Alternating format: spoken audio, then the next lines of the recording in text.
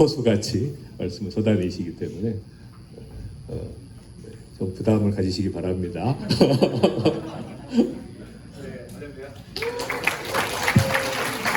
네, 우리 병원 스파이 박수 쳐주셔서 감사합니다. 네, 한국에 잠깐 들어왔다가 코가 낚인 박바울이라고 합니다. 또 뭐 이제 국제 사랑의 봉사단 이거 국제 대표도 하라 그러셔가지고 또 우리 이제 해외에 하게 되는 많은 사역들 뭐 제가 섬길 수 있는 대로 이렇게 같이 섬겨보려고 하는데 뭐 너무 뭐 다들 황 박사님 스타일 잘 아시겠지만 뭐 이것저것 너무 막 다 걸쳐놔가지고 어디서부터 어떻게 정리를 해야 될지 그래서 하여튼 좀 고민하는 가운데 저도 이제 생식 먹으면서 여기 같이 기도하러 왔습니다. 우리 많은 얘기들을 사실은 좀 우리가 사실은 지금 해야 돼요. 왜냐하면 박사님 천재예요. 천재. 사람이 천재라서 제가 옆에서 가만히 뵈니까 그래서 잠을 못 주무셔요. 이분이 천재라서 좀 머리가 스탑돼야 잠을 주무시는데 그러니까 온갖 고민들을 다 하시면서 이제 우리 가운데 우리에게 이제 이런 것들 또 뭐 빌리언설 하비스트 이런 여러 가지 것들 우리가 자꾸 보게 되는데 제가 이렇게 가만히 이게 돌아가는 것들을 이렇게 보니까 근데 이제 그게 배경에서 뭐가 어떻게 왜 이런 것들이 지금 등장하고 이런 것들을 놓고 우리가 왜 이렇게 한마음 한뜻으로 이렇게 기도를 해야 되고 신년에 또 기도를 해야 되고 그냥 우리가 이제 사업하겠다고 모인 게 아니잖아요. 사업을 하면서 구체적으로 이런 하나님 나라의 비전을 가지고 나아가는데 이게 어떤 백그라운드에서 뭐가 작동해서 이게 지금 막 이렇게 등장하고 우리가 같이 이걸 붙잡고 기도를 해야 되는지 그 배경을 좀 우리가 더 깊이 좀 잘 알고 좀 그 안에서 더 들어가서 거기서부터 더 출발할 필요가 있겠다. 제가 이제 그 생각이 굉장히 좀 많이 듭니다. 그래서 제가 이제 다른 건 몰라도 이제 돌아가는 상황에 이런 이제 배경들을 좀 이렇게 이제 잘 나눠드릴 수 있는 은사가 또 있습니다. 제가 그런 부분들을 좀 오늘 좀 이제 고민을 좀 하면서 좀 기도에 어떻게 보면 이제 계속 이제 배고프고 당 떨어지는 상황인데 이제 그리고 당 떨어질 때 제가 본래 투입이 많이 되거든요. 그래서 같이 나누다 보면 당이 확 오르거나 그러니까 아예 배고픈 걸 있던가 아니면 완전히 극단적으로 배고파지던가 이제 둘 중에 하나 결과가 나오기를 좀 기대하면서 좀 나눠보도록 하겠습니다. 그래서 이 모든 일들을 좀 잘 이해하려면은 우리 한번 처음 넘겨보시죠. 모든 것들을 이렇게 잘 이해하려면 기본적으로 이 마지막 시대, 지금이 마지막 시대라는 거를 성경적인 것뿐만 아니라 사실은 성경적이기도 하고 또 역사적으로 상당히 잘 이해할 필요가 있습니다. 왜냐하면 이걸 왜 제가 잘 이해해야 된다고 말씀드리냐면 사람들이 그냥 이거는 아무 말이나 막 날리는 주제예요. 옛날에 이단들도 많이 설쳤었고 그래서 뭐 옛날에 그 한국교회 초기 때 그 있었던 그게 이제 다미성교회 막 1992년 몇 월 며칠 되면 뭐가 온다 막 이러니까 이게 또 그게 또 트라우마가 돼가지고 되었고 또 한국교회 내에서 뒤고 그러니까 이제 신학계에서도 상당히 민감한 문제고 그러니까 둘 중에 하나로 가는 거예요. 민감한 문제니까 이걸 아예 함구를 해버리고 얘기를 안 하던가 아니면은 얘기하는 사람들은 정리가 안 된 채로 아무 얘기나 막 날리는 거예요.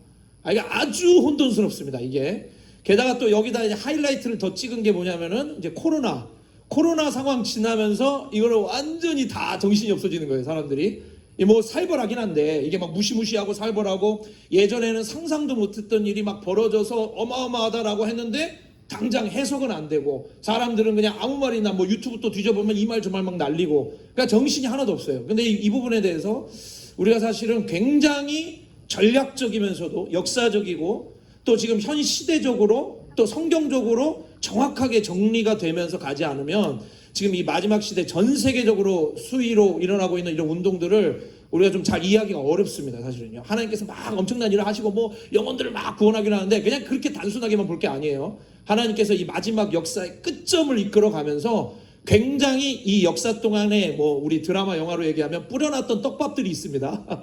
수많은 떡밥들을 싹 다 회수하는 기간이에요 지금. 그러니까 이 떡밥들과 회수를 이해하지 못하고 보니까 이게 뭔 사태야 이렇게 되는 거예요. 그러니까 이 떡밥들을 이해해야 되고 이 회수되는 상황들을 좀 명확하게 좀 이해할 필요가 있습니다. 그러기 위해서 이 마지막 때, 마지막 시대에 대해서 좀 우리가 잘 이해할 필요가 있는데 이 마지막 때를 성경적으로 역사적으로 전략적으로 잘 이해하려면 어디서부터 출발해야 되냐? 사실은 이제 아직 제가 말씀드리면 해주세요. 이게 이제 죄송합니다. 이제 이 세계 여러 지역들 우리 여러 민족들하고 같이 나누는 이제 PPT를 제가 이제 그냥 가져온 거라 이제 영어로 돼 있는 걸 이제 용서해 주세요. 제가 한국어로 잘 설명해 드리겠습니다. 이 마지막 때를 잘 이해를 하려면은 어디서 출발해야 되냐? 이러나 저러나 유대인의 관점에서 이 마지막 시대를 시작을 해야 돼요. 그러니까 이거는 사실은 마지막 시대뿐만이 아니라 성경에 나와 있는 대부분의 말들, 모든 말들이 사실은 유대인 관점 정도가 아니죠. 유대인 커뮤니티 내부에서 주어진 게 구약 성경이고 또 신약 성경이 나올 때 자체도 모든 것들이 펼쳐지는 그 계시가 펼쳐지는 백그라운드의 컨텍스트 자체는 다 유대인 백그라운드예요. 그러니까 그 유대인 백그라운드에서 사복음서, 유대인 백그라운드에서 사도행전, 그 유대인 백그라운드에서 또 뭐 요한계시록 다 등장하는 겁니다. 그러니까 사실은 이 유대인 백그라운드의 이 배경을 명확하게 이해를 하면서 이거를 터트려줘야 사실은 깨끗하게 이해가 되는 거예요. 근데 이제 사람들이 마지막 시대라는 거를 막 말하고 이해하고 할 때는 그렇게 접근하지 않으니까 그냥 지금 우리가 사는 20세기, 우리가 사는 21세기 지금 뭐 이런 사태가 벌어졌는데 뭐 지진이 터지고 얼마 전 엊그제 또 일본 막 났잖아요.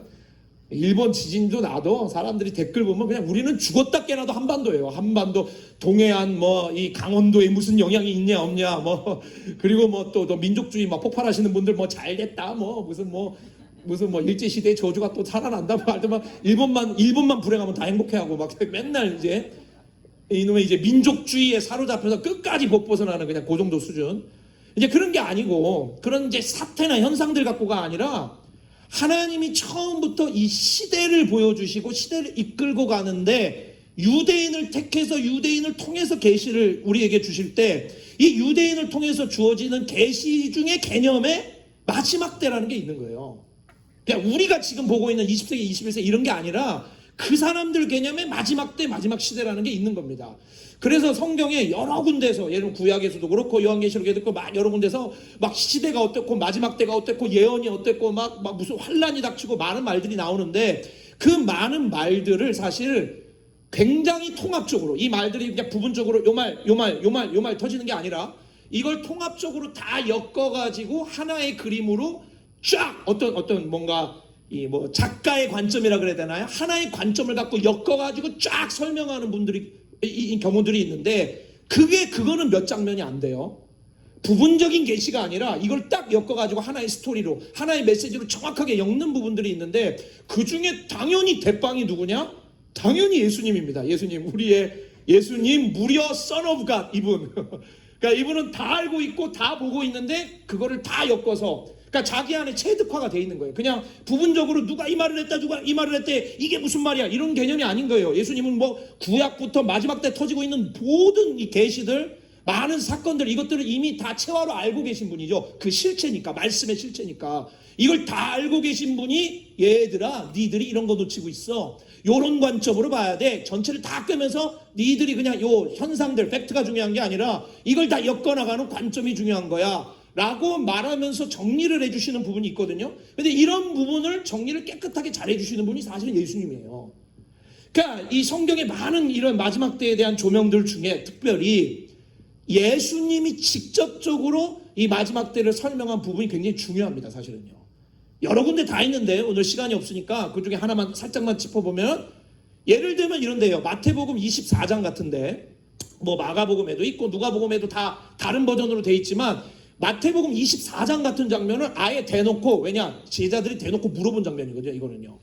마지막 때가 어떻게 되느냐 사부님 마스터님 당신의 의견을 좀 얘기해 주십시오 라고 아예 대놓고 질문한 장면이고 마치 기자회견 하듯이 선어부가님 마지막 때가 어떻게 되는지 좀 얘기해 주시죠. 그래서 어떻게 보면 하나님의 아들이신 이분 말씀의 근본이신 이분 태초부터 말씀으로 처음부터 존재하셨던 창조자의 그 레벨 그 지위를 가지고 계신 이분이 이분의 입으로 얘들아 이렇게 사태가 터질 것이다 이렇게 사태가 진행될 것이다 라고 설명을 쫙 해주신 부분이 크게 마태복음 24장이에요. 그러니까 뭐 말하자면 Son of God의 기자회견 거의 그 수준입니다.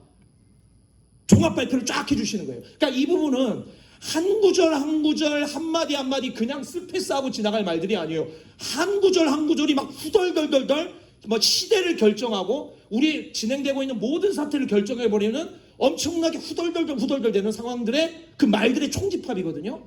자, 그런데 이 말이 진행될 때 이 질문을 한 제자들이 어떤 맥락에서 질문을 했느냐? 제자들이 예수님하고 예루살렘 성전 앞을 이렇게 지나가고 있었습니다. 예루살렘 성전 앞을 이렇게 쓱 지나가면서 제자들이 예수님한테 자랑질을 했어요. 자랑스러워하면서 보세요, 예루살렘 성전 이거 대단하지 않나요? 그러면서 막 자랑질을 했어요. 왜 그러냐? 여러분 이제 앞으로 이제 이 부분을 이제 마지막 때의 사역을 우리가 감당하겠다고 하는 거거든요. 우리 공동체가 전체가 이 마지막 때의 사역을 감당할 때 항상 명심하셔야 될 게 이 유대인의 운명이에요. 이거를 제끼고 그냥 마지막 때 논하는 거 말도 안 됩니다. 이 유대인의 운명이 있는데 이 유대인의 운명이라는 게 굉장히 놀랍게도 역사적으로 보면은 유대인 커뮤니티 정중앙에 있는 그들이 하나님의 임재와 하나님의 임재를 경험하는 처소였던 예루살렘 성전, 처음에는 성막이었고 처음에는 그냥 언약궤였지만 나중에 이게 성전화 됐잖아요. 템플화 됐잖아요. 그러니까 예루살렘에 자리 잡고 있는, 또 예루살렘이 예루살렘인 이유가 되는 그 성전이라는 존재, 이 존재가 유대인들의 운명과 굉장히 접합되어 있어요. 이게 아주 놀라운 일입니다.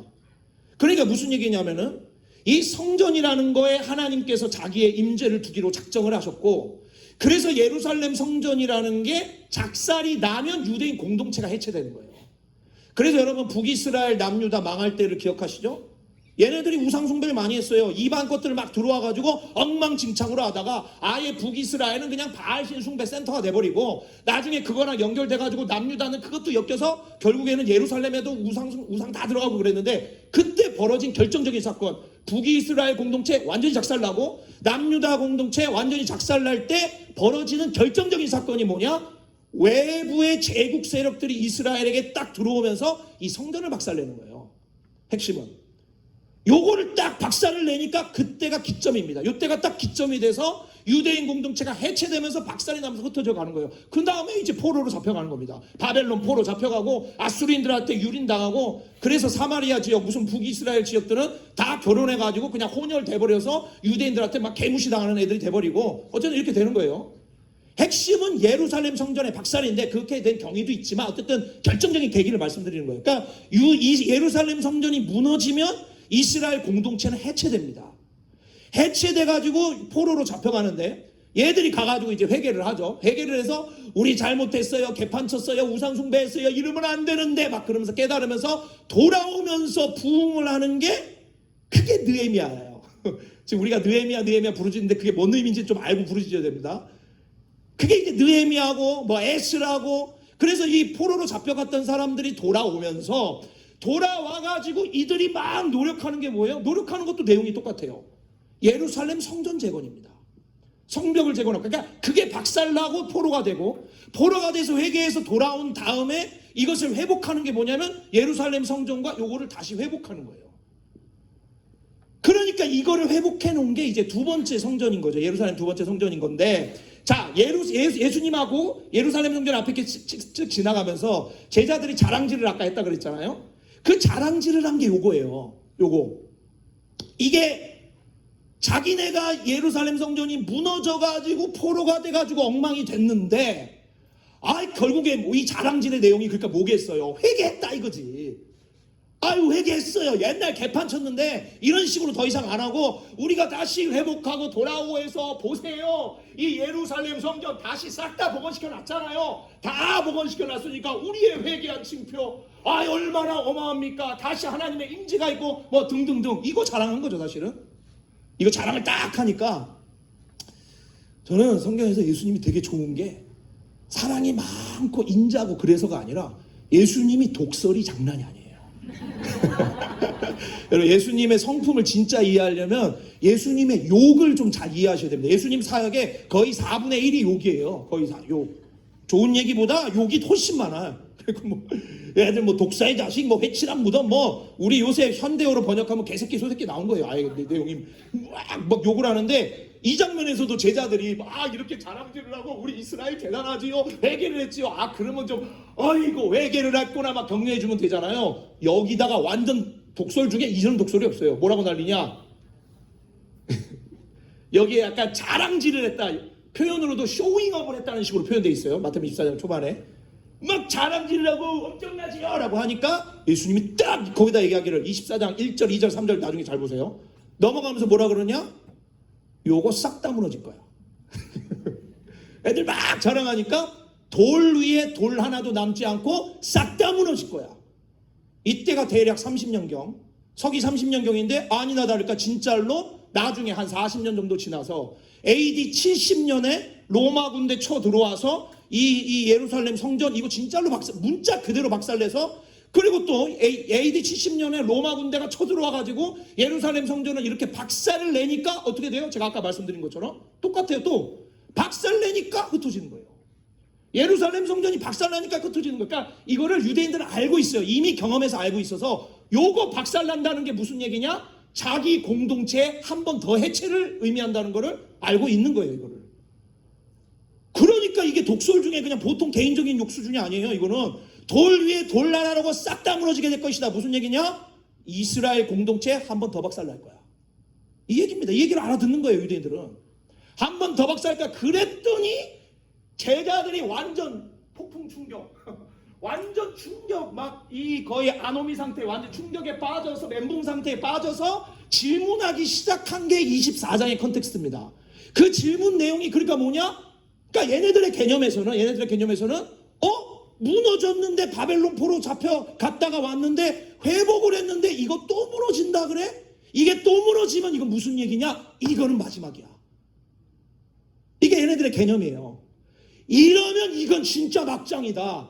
막장 중에 진짜 막장이다. 엔드 타임. 마지막 시대. 얘들의 개념에서는 이게 마지막 시대로 확 오는 거예요. 예루살렘 성전의 멸망, 그리고 붕괴, 그리고 이스라엘 공동체 한 번 더 흩어지는 이 상황. 이 상황을 보면은 이거는 진짜 마지막 끝판이라고 생각하는 거예요. 그래서 24장에 그 질문을 하기 시작하는 겁니다. 주의 임하심과, 주의 임하심 뭐 재림까지 포함하는 건데, 주의 임하심과 마지막 때, 그때 어떤 일들이 그럼 벌어지겠습니까? 라고 멘붕이 돼서 물어본 거예요. 자기네들은 상상도 못했는데 지금 자랑질하고 있는데. 그랬더니 예수님이 이제 쫙 훑어주시는 겁니다. 이런 사태 터진다, 이런 사태 터진다, 이런 사태 터진다, 쫙쫙쫙쫙. 이거 제가 다 해석할 시간 없어요. 하나하나 하면서 막 뭐 몇 박 며칠을 해도 부족할 정도의 엄청난 내용들입니다. 근데 이게 막 이렇게 진행되는데 이런 일이 벌어질 거다 그러면서 어떤 방식으로 끝이 온다라고 쫙 설명을 하신 겁니다. 이게 주님이. 자, 그러니까 이 엔드타임 마지막 때라는 아젠다 자체가, 이 주제 자체가 유대인의 이런 개념에서 등장하는 거예요. 이런 개념에서, 그러니까 자기네 성전이 끊어지면 마지막이라는 거예요. 자, 그러니까 성경이 그날에, 마지막 날에, 그때라고 말할 때 이 마지막 날이라는 게, 마지막 때라는 게 뭐겠어요? 그러면 유대인들의 관점에서 핵심, 여러 가지 핵심이 있는데, 자, 그 중에 몇 가지 좀 포인트를 좀 찝어보겠습니다.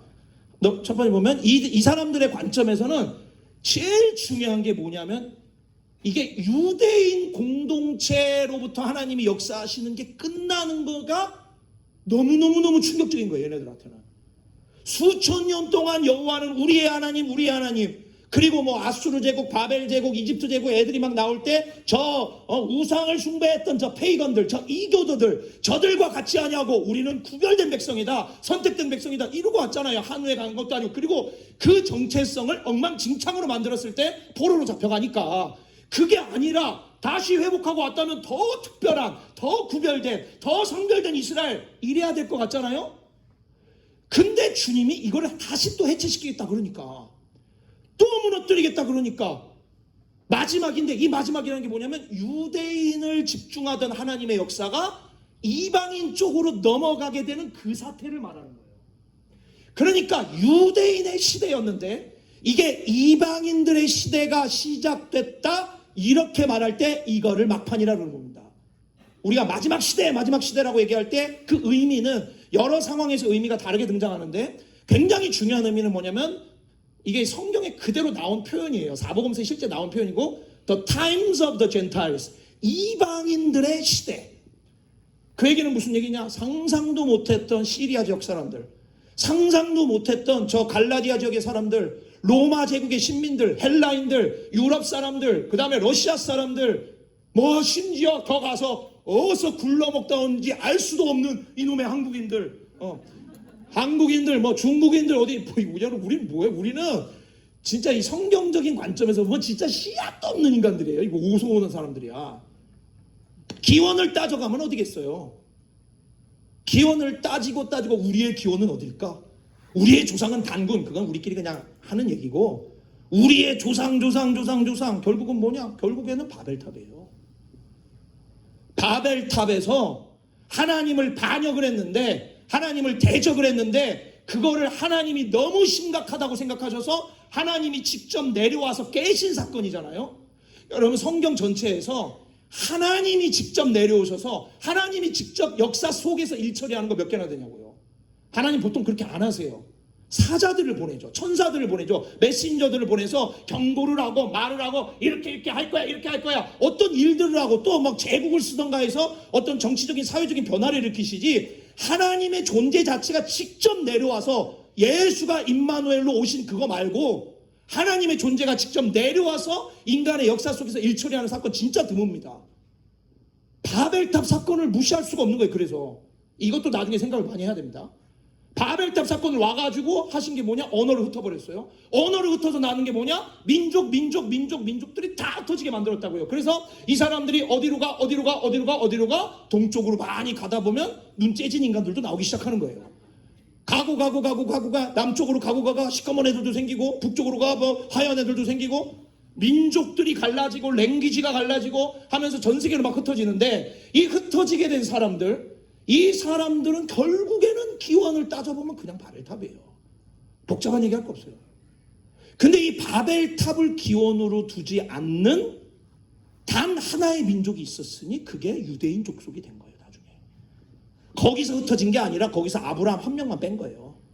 한 명만 빼. 바벨탑에서 전 세계 흩어진 이 민족 집단들은 그냥 가게 해.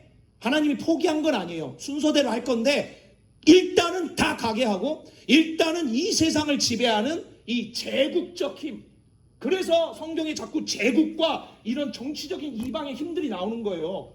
그리고 요한계시록에도 자꾸 그런 말이 많이 나와요. 이 제국적 힘들, 이집트 제국, 아수르 제국, 바벨 제국, 페르시아 제국, 로마 제국의 힘대로 따라가도록 놔둬버리고 거기서 딱 한 사람만 빼서, 아브라함 딱 한 사람만 빼서 내가 너로부터 내 역사를 시작한다. 그래서 그 자식을 낳게 하고 이스라엘을 의도적으로 형성시킨 거예요. 사람들이 오해하는 게, 하나님이 이스라엘을 택하셨다 그러면은 전 세계 민족들이 많이 있는데 A민족, B민족, C민족, D민족, 여기 있는데 어느 민족이 뽀송뽀송한가 보자, 어느 민족이 좋은가 보자, 어떠구나, 이거 이 유대인들 니들 괜찮구나, 이렇게 뽑았다고 사람들이 이렇게 만화처럼 생각하는데 그게 아니죠. 하나님이 의도적으로 형성시켜 간 거예요. 있는 민족 중에 뽑은 게 아니라 아예 처음부터 아브라함을 선택해서 그가 어떤 아이덴티티를 가져야 되는지 처음부터 교육시키고, 처음부터 그 가운데 역사하셔서 의도적인 형성을 한 겁니다. 근데 의도적인 형성의 이유가 뭐냐? 그렇게 해서 결국에는 이 유대인을 통해서 남아있는 다른 모든 그 바벨탑 기원의 이민족들, 여기를 결국에는 돌아오게 하는 게 목표예요. 그러니까 아브라함한테 처음부터 그 말 한 거고, 처음부터 내가 너를 통해서 한 민족 크게 이루겠다. 그게 뭐냐? 이스라엘. 집 떠나라 그랬잖아요. 먼저 집 떠나라. 그리고 또 너를 통해서 한 민족을 이루겠다. 그리고 또 하는 얘기가, 한 민족을 이루지만 그 민족을 통해서 모든 민족들을 복을 받게 하겠다라는 말을 바벨탑 사건 직후에 했다는 점을 주목해야 됩니다. 얘기가 연결되어 있는 거예요. 그러니까 바벨탑에서 두 개가 딱 갈라지는 거예요. 모든 민족들이 막 벌어지는 상황, 확장되는 상황, 그리고 아브라함 하나를 빼서 이스라엘을 형성시키는 상황, 그리고 이스라엘을 형성하면서 하나님의 한 말이, 얘들하고 섞이지 말아라. 그리고 섞였더니 예루살렘 박살, 이렇게 가는 거예요. 섞였던 예루살렘 박살, 오히려 이 이방 민족의 제국들 밑으로 들어가서 노예 생활하게 만들고, 회개하니까 다시 돌아오게 만들고, 다시 돌아오게 만들어서 회복해놨더니 안 돼, 또 가. 그래서 또 깬 거예요. 이 두 번째 깼더니 AD 70년에, 지금으로부터 2000년 전이죠. 두 번째 깼더니 어떻게 됐어요? 이 유대인들이 전 세계 다 흩어졌는데, 얘들도 그렇게 될 줄 몰랐어요. 이 정도까지 심각해질 줄은. 근데 알고 봤더니 우리는 지금은 알고 있는데 요게 2000년짜리였던 거야.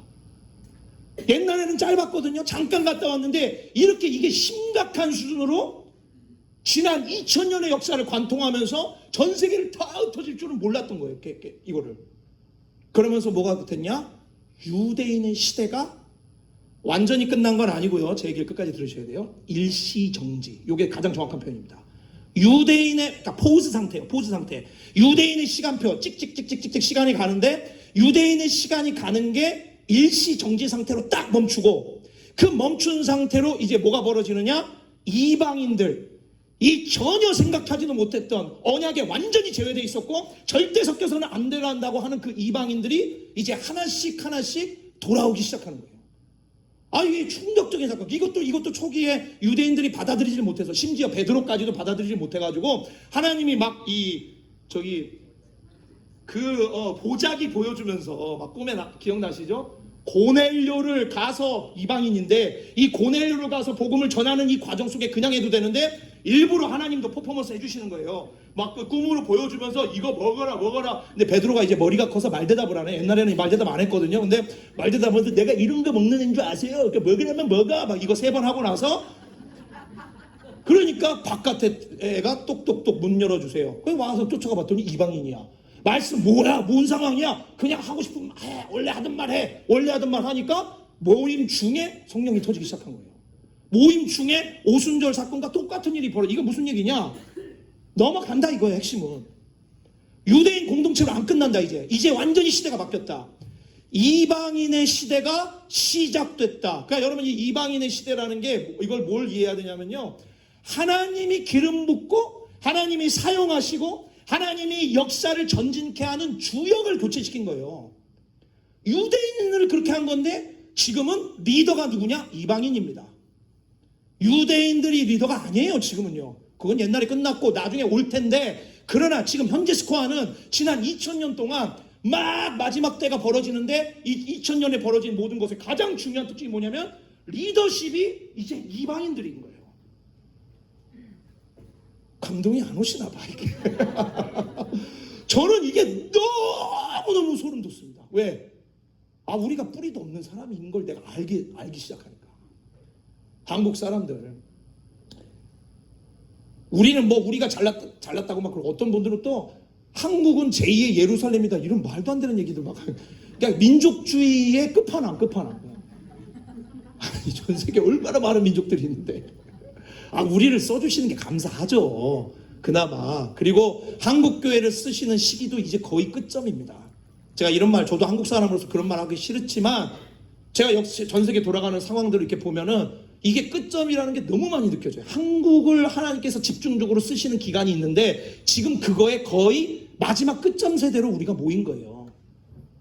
그래서 이 모임은 사실은 저는 어떻게 보냐면 바락 모임 뭐 이런 겁니다. 바락. 한국교회 내에 막 바락, 마지막 바락. 여러분 한국교회 얼마나 작살났는지 제가 이걸 설명해야 됩니까? 완전 초토합니다. 지금 한국교회 전체는요. 그 중에 바락할 자를 한번 모여보자. 좀 성경적으로 좀 부드러운 말을 쓰겠습니다. 남은 자들을 좀 모아보자. 남은 자들, 바알에게 무릎 꿇지 않는 남은 자들이 함께 하나님의 역사를 감당하자. 한국교회 안에서 하나님이 뭐 지금도 저는 부르시다고 생각해요. 아직은 시간이 약간 있지만 어쨌든 역사 속에 수많은 민족들 가운데 그 리더십을 막 이방인들에게 부어주시는 거예요. 언제는 막 유럽 사람들이 리더십을 가졌던 때, 언제는 막 미국 사람이 가졌던 때, 지금은 감사하게도 지난 20년, 30년 한국 사람들을 전 세계 마지막 세대의 리더십을 아주 강하게 사용하셨어요. 제 과장하는 게 아닙니다. 제가 중동 가서도 깜짝 놀란 게 뭐 저도 이러나 저러나 한국교회 토양 속에서 자란 한국교회에 소속된 한 사람이고 저는 제가 이제 개인적으로 선교한다고 생각한 적 저는 한 번도 없어요. 내가 헌신해서 내가 사역하고 뭐하고 이런 개념이 아니고 한국교회인 거예요. 한국교회가 사역하는 겁니다. 한국교회 대표로 나간 것 뿐이에요. 누가 날 보내주고 결국 제가 뭔 짓을 해봤자 결국에는 한국교회라는 거대한 모체 속에서 저도 함께 사역하는 개념이라고 저는 처음부터 생각했어요. 근데 해보니까 이 한국교회, 제가 이 한국교회의 어떤 한 대표의 한 사람으로서 제가 감당하고 뚫고 나가고 해야 될 역할들이 엄청나다는 걸 많이 경험했습니다. 저도. 그러니까 한국 사람 쓰시는 기가 있어요. 그럴 때 저는 뭐라고 말할 수 있었냐? 지금은 한국인들의 시대다. Times of Koreans. 한국인들의 시대다. 한국인들의 시대다. 또 역사 속에 어느 동안에는 미국인들의 시대, 유럽인들의 시대. 뭐 지금 우리가 빌리언스 하비스트 하면서 지금 목격하는 게 뭐예요? 이제 인도인들의 시대가 오고 있고, 파키스탄인들의 시대가 오고 있고, 우리가 전혀 상상하지 못했던 아프리카 리더십들이 일어나고 있고, 자, 이 맥락들이 다 뭐냐면 결국 딱 한마디로 요약하면 타임스 오브 젠타일이에요. 이방인들의 시대다. 이방인들이 리더십을 갖는다. 하나님의 가장 강력한 그 기름 부으심이 유대인이 아니에요. 오히려 지금은 아직까지는 이방인들에게 하나님의 그 안수의 손이 올라오고 가장 강력한 기름 부으심이 오고, 나 말세 마지막 때 얘기하시잖아요. 내가 남종과 여종에게 다 부어주겠다. 어린이들, 또 청년들, 늙은이들 꿈꾸고 비전 보고 다 하게 될 것이다. 이게 뭐예요? 이게 결국엔 오순절의 비전, 요엘서의 비전인데, 이 비전이 주어지는 그 대상 주역들이 누구냐? 이방인들인 거예요. 이방인들. 그게 시기를 건너 하나님이 집중적으로 우리 한국 사람들을 사용하는 시간도 왔던 거예요. 이미 왔던 거예요. 그리고 이제 거의 끝점을 향해 지나가고 있습니다. 지금요. 이방인의 시대. 그래서 제가 우리 다른 지역들 우리 지체들하고 집회하고 막 모임할 때, 지금은 아주 제가 그냥 유창한 한국어니까 엄청 빠르게 설명하는 거고, 이거를 한 3시간 설명해. 요 하나만. 그래서 결론은 뭐야? 지금 당신들의 시대라는 거예요. 시대라는 거죠. 당신들의 시대다. 우리 아프리카 지체들하고 이 얘기를 하잖아요. 집회 끝나고 저랑 개인적인 대화를 굉장히 많이 하거든요. 저는 집회만 안 해요. 개인적인 대화를 많이 하는데, 이 지체들하고 얘기를 해보면 다 똑같이 하는 얘기가, 이 얘기를 해준 사람이 없었다는 거예요. 아프리카 사람들 그냥 맨날 그지로 알고 맨날 얻어먹어야 된다고 생각하는데, 하나님의 기름 부으심의 그 손이 이제 아프리카 사람들에게 올 때가 됐고, 그들이 주역이 돼서 하나님이 그들을 기름 부어서 사용하신다, 쓰신다, 이 말을 한 사람이 없었다는 거예요. 그래서 나는 이거 상식이지 않냐? 도대체 아프리카에 선교사가 몇 년 동안 들어갔냐 지금까지. 맨날 굶어 죽는 거 상징, 맨날 에티오피아. 근데 에티오피아 지체들하고 한번 만나보세요. 충격적입니다. 엄청나게 똑똑해요. 엄청나게 리더십의 가능성들이 있어요. 그러나 이거를 이들이 해본 적이 없는 거야.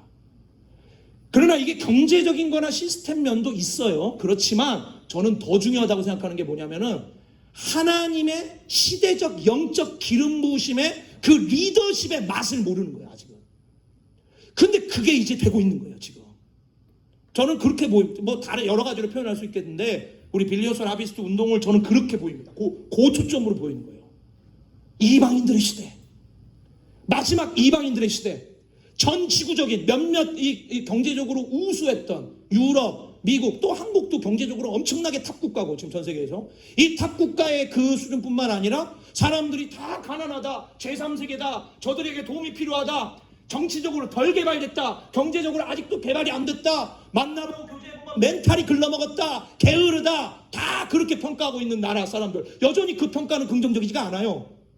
부족한 게 많아요. 한국 사람들이 굉장히 좋은 것도 많습니다 아직은. 그럼에도 불구하고, 이 모든 조건에도 불구하고 하나님의 역사는 굉장히 분명하다는 거예요. 타임스 오브 젠타일이에요. 이방인의 시대입니다. 그리고 이 이방인들에게 하나님께서 아주 강력하게 기름을 붓는 그 시대가 오는 거예요. 그게 지나가는 겁니다. 지금 그들이 그걸 경험하고 있는 거예요. 서서히 이게 작동되기 시작하는 겁니다. 모든 나라, 각 나라 족속과 백성과 방언에서 경제적으로 잘 살고 정치적으로 발전한 몇몇 국가가 아니에요. 이제 지금 판이 그 판이 아닙니다. 연약하다고 말했던 이들, 그러나 그들은 주역이었어요.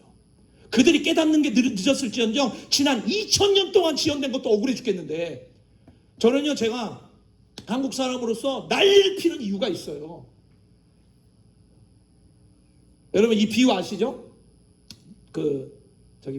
농부, 그러니까 일꾼들 부르는 거. 농장 주인이 일꾼을 9시에서부터 저녁 6시까지 부르죠. 불렀을 때 9시 반에 부름받은 애들, 10시에 부름받은 애들, 11시, 오후 3시, 오후 5시, 6시가 끝나는 시간인데 오후 5시 반 막 이렇게 막 부름받은 애들이 있어요. 와가지고 놀고 있으니까. 와가지고 막 일을 하고 나서 5시 반에 온 애들은 30분만 일했죠. 끝나고 나서 6시 끝나서 주인이 일꾼들하고 정산하죠. 정산을 딱 하는데 어떻게 합니까? 다 똑같이 줘. 그랬더니 누가 항의했어. 왜 말이 됩니까? 그랬더니 주인의 대답이 뭐예요? 내 맘이다. 내가 착한 일 했다고 뭐라 그러냐? 이거 착한 일 아니냐? 못된 일 한 건 아니지 않냐? 그러니까 이론으로 제가 이론으로 번역해서 설명을 드리면, 이론 제일 꼭대기 클래스에 계신 분하고 방금 입사하신 분하고 다 똑같이 줘버리는 거예요. 팍팍 오시죠, 감이? 다 똑같이 줘버려. 다 필요 없어. 그러니까 애들이 항의 일어난 거예요. 누가 항의할까요? 9시 반에 온 애들이 항의하지. 5시 반에 온 애들 절대 항의하지 않습니다. 아니, 뭐 본인이 머리로 좀 부당하긴 한 것 같아도 그래도 가만히 있지. 5시 반인데 내가. 저도 이 비유를 보면서 굉장히 오랫동안 뭐 주님이 내 맘이라 하시니까, 또 논리가 내가 나쁜 짓 한 건 아니지 않냐라고 말씀하시니까 그것은 동의는 되지만, 이 처사 자체는 조금 부당하다고 저도 늘 생각했어요. 해석이 안 되는 거예요, 잘. 근데 제가 중동 지역에 가서 사역하면서 이걸 처음으로 깨달았어요. 제 중동에 딱 가보니까 이집트 친구들, 나랑 같이 사역을 하겠다고 하는 애들이, 이집트 교회가 여러분 2000년짜리 교회예요. 그러니까 지금 막 연약하게 무너져 있는 부분도 있지만 역사적으로 따졌을 때는 가장 초기에 복음을 받았고, 중동과 아프리카 지역에서 가장 대대적인 영적 부흥의 역사적 1위를 꼽아라, 이집트입니다. 여기서 완전 대대적인 부흥이 터졌던 지역이에요, 원래부터. 그러다가 나중에 이슬람이 들어가서 이제 엉망진창 된 건데, 연안으로 따지면 2000년짜리 역사를 실제로 갖고 있고, 그 영적 후손들, 육적인 자손들, 그들이 진짜로 남아서 자기네 정체성도 그래요. 정체성도 그게 없지가 않아요. 2000년 동안 믿음을 지켜온 그들의 그게 있어. 그러니까 제가 이집트 가가지고 사역할 때 굉장히, 어떻게 보면 나중에, 저는 제 주제 파악을 나름 잘 할 줄 알거든요. 내가 선교사니까 하나님이 나에게 은혜 주셨으니까 당신들 뭐, 저는 이렇게 할 수가 없는 게, 2000년짜리 한국 교회는 150년. 이거 오소 깝죽거려 이게. 지금 뭐 조금 배웠다고, 뭐 신학적으로 조금 더 정리 잘 됐다고, 성경을 좀 잘 안다고. 그러니까 여러분, 이분들 앞에서 가서 성경 가르치고 진짜 꼴값이에요, 사실 솔직히 말하면. 다 알고 있고 나는 별것도 없는, 그 뿌리도 없는. 제가 그래서 뿌리도 없는 민족이라고 말씀드리는 거예요. 하나님 나라의 관점에서 봤을 때 한국은 완전 후발주자.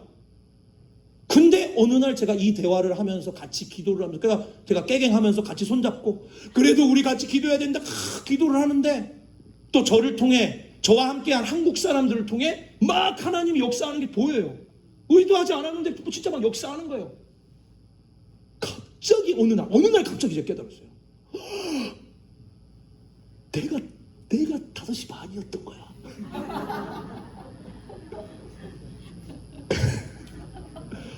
아홉 시 반짜리 애들이구나. 내가 5시 반이야. 지금 중앙아시아 막 일어나고 있어요. 5시 50분. 얘네들 5시 50분. 그러니까 어떻게 돼? 5시 50분에 불림받은 사람들 심리를 생각해 보세요. 시간 없어. 그러니까 우리한테 제일 중요한 키워드는 뭐냐면 시간이 없어요. 시간이 없어. 뭐 9시부터 5시 반까지 팽팽 놀았어. 그러니까 쑥도록 난리 펴야 돼. 그래서 한국인의 키워드가 빨리빨리인 거예요. 5시 반이라서. 그리고 진짜 농담이 아니라 속도 겁내 빠릅니다. 얘네들 막 오래 걸리던 거 순식간에 몇 년 만에 하나님께서 막 팍팍팍 역사하시는데, 이전에는 상상도 못했던 일들을 막 하시는 거예요. 왜? 5시 반이라서. 제가 우리 지체들한테 나눴을 때 다 동의하는 게 있어요. 왜 하나님이 월급 똑같이 주시는지 아세요? 하나님이 착해서 똑같다, 그것만이 아니라 저는 굉장히 프랙티컬한 사람인데, 실제 상황에서 어떻게 되느냐. 2000년짜리 교회면 뭐해? 150년짜리 교회면 뭐해? 어차피 하나님의 영광과 은혜가 강력히 부어져서 오순절의 역사와 같은 그 순간부터 다시 시작하는 거예요. 지식으로 알면 뭐하냐고. 5세대 6세대 모태신앙이고, 내가 4대째 기독교 집안이고, 내가 오랫동안 20년 40년 교회 다니면 뭐하냐고요.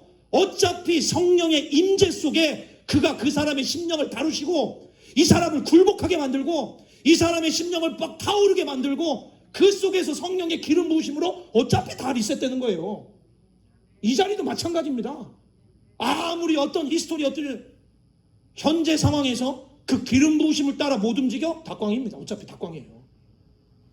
주님은 그런 분이에요. 리셋의 하나님입니다. 불로 다시 재설정하시는 거예요. 오순절의 영광으로 다시 각 나라 족속들 다시 재설정. 오순절의 성령이 강력하게 임하기 시작했을 때 150년짜리 한국인, 2000년짜리 이집트인 다 하나 되는 거예요. 여러분 지금은 이게 강력하게 하나가 되면서 또 움직이는 시대입니다.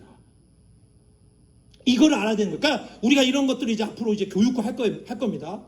이제 이 상반기 때 좀 작정을 하고 이 마지막 때에 대한 어웨이크닝 작업을 우리 전체 네트워킹에서 최대한 해보려고 노력할 거예요. 이렇게 할 때 여러분 이걸 아셔야 된다는 거예요. 이게 뭐냐면은 잘 아셔야 돼요. 싱크로나이징 과정입니다. 왜? 한국교회가 오히려 죽었다고요. 우리가 잘해서 잘나서 가진 게 많아서 섬긴다 이런 저질 생각 제발 좀 버리세요. 아주 천박한 졸부 하나님 나라를 졸부로 해석하는 아주 저질 사고방식입니다. 그게 아니에요. 오히려 뒤떨어져서 하나님이 깨워주시는 겁니다. 하나님이 엄청난 일을 지금 전진시키고 있는데 한국교회 남은 자들, 마지막 이때를 읽을 수 있는 자들, 다시 오순절 앞에서 다시 한번 리셋돼서 똑같은 마음으로 첫사랑으로 돌아가서 같이 사역할 수 있는 사람들, 하나님께서 그 자들을 부르시는 거예요. 이 모든 일들을 다 엮어서 어쨌든 이 이방인들의 시대, 우리는 그 이방인들의 시대에 거의 마지막 끝점을 지나고 있다. 근데 그 이방인들의 시대에 왜 끝점이냐? 그것도 제가 이제 좀 이따 설명드리는데 어쨌든 이게 첫 번째, 이 마지막 때를 이해할 때 계속 기억하세요.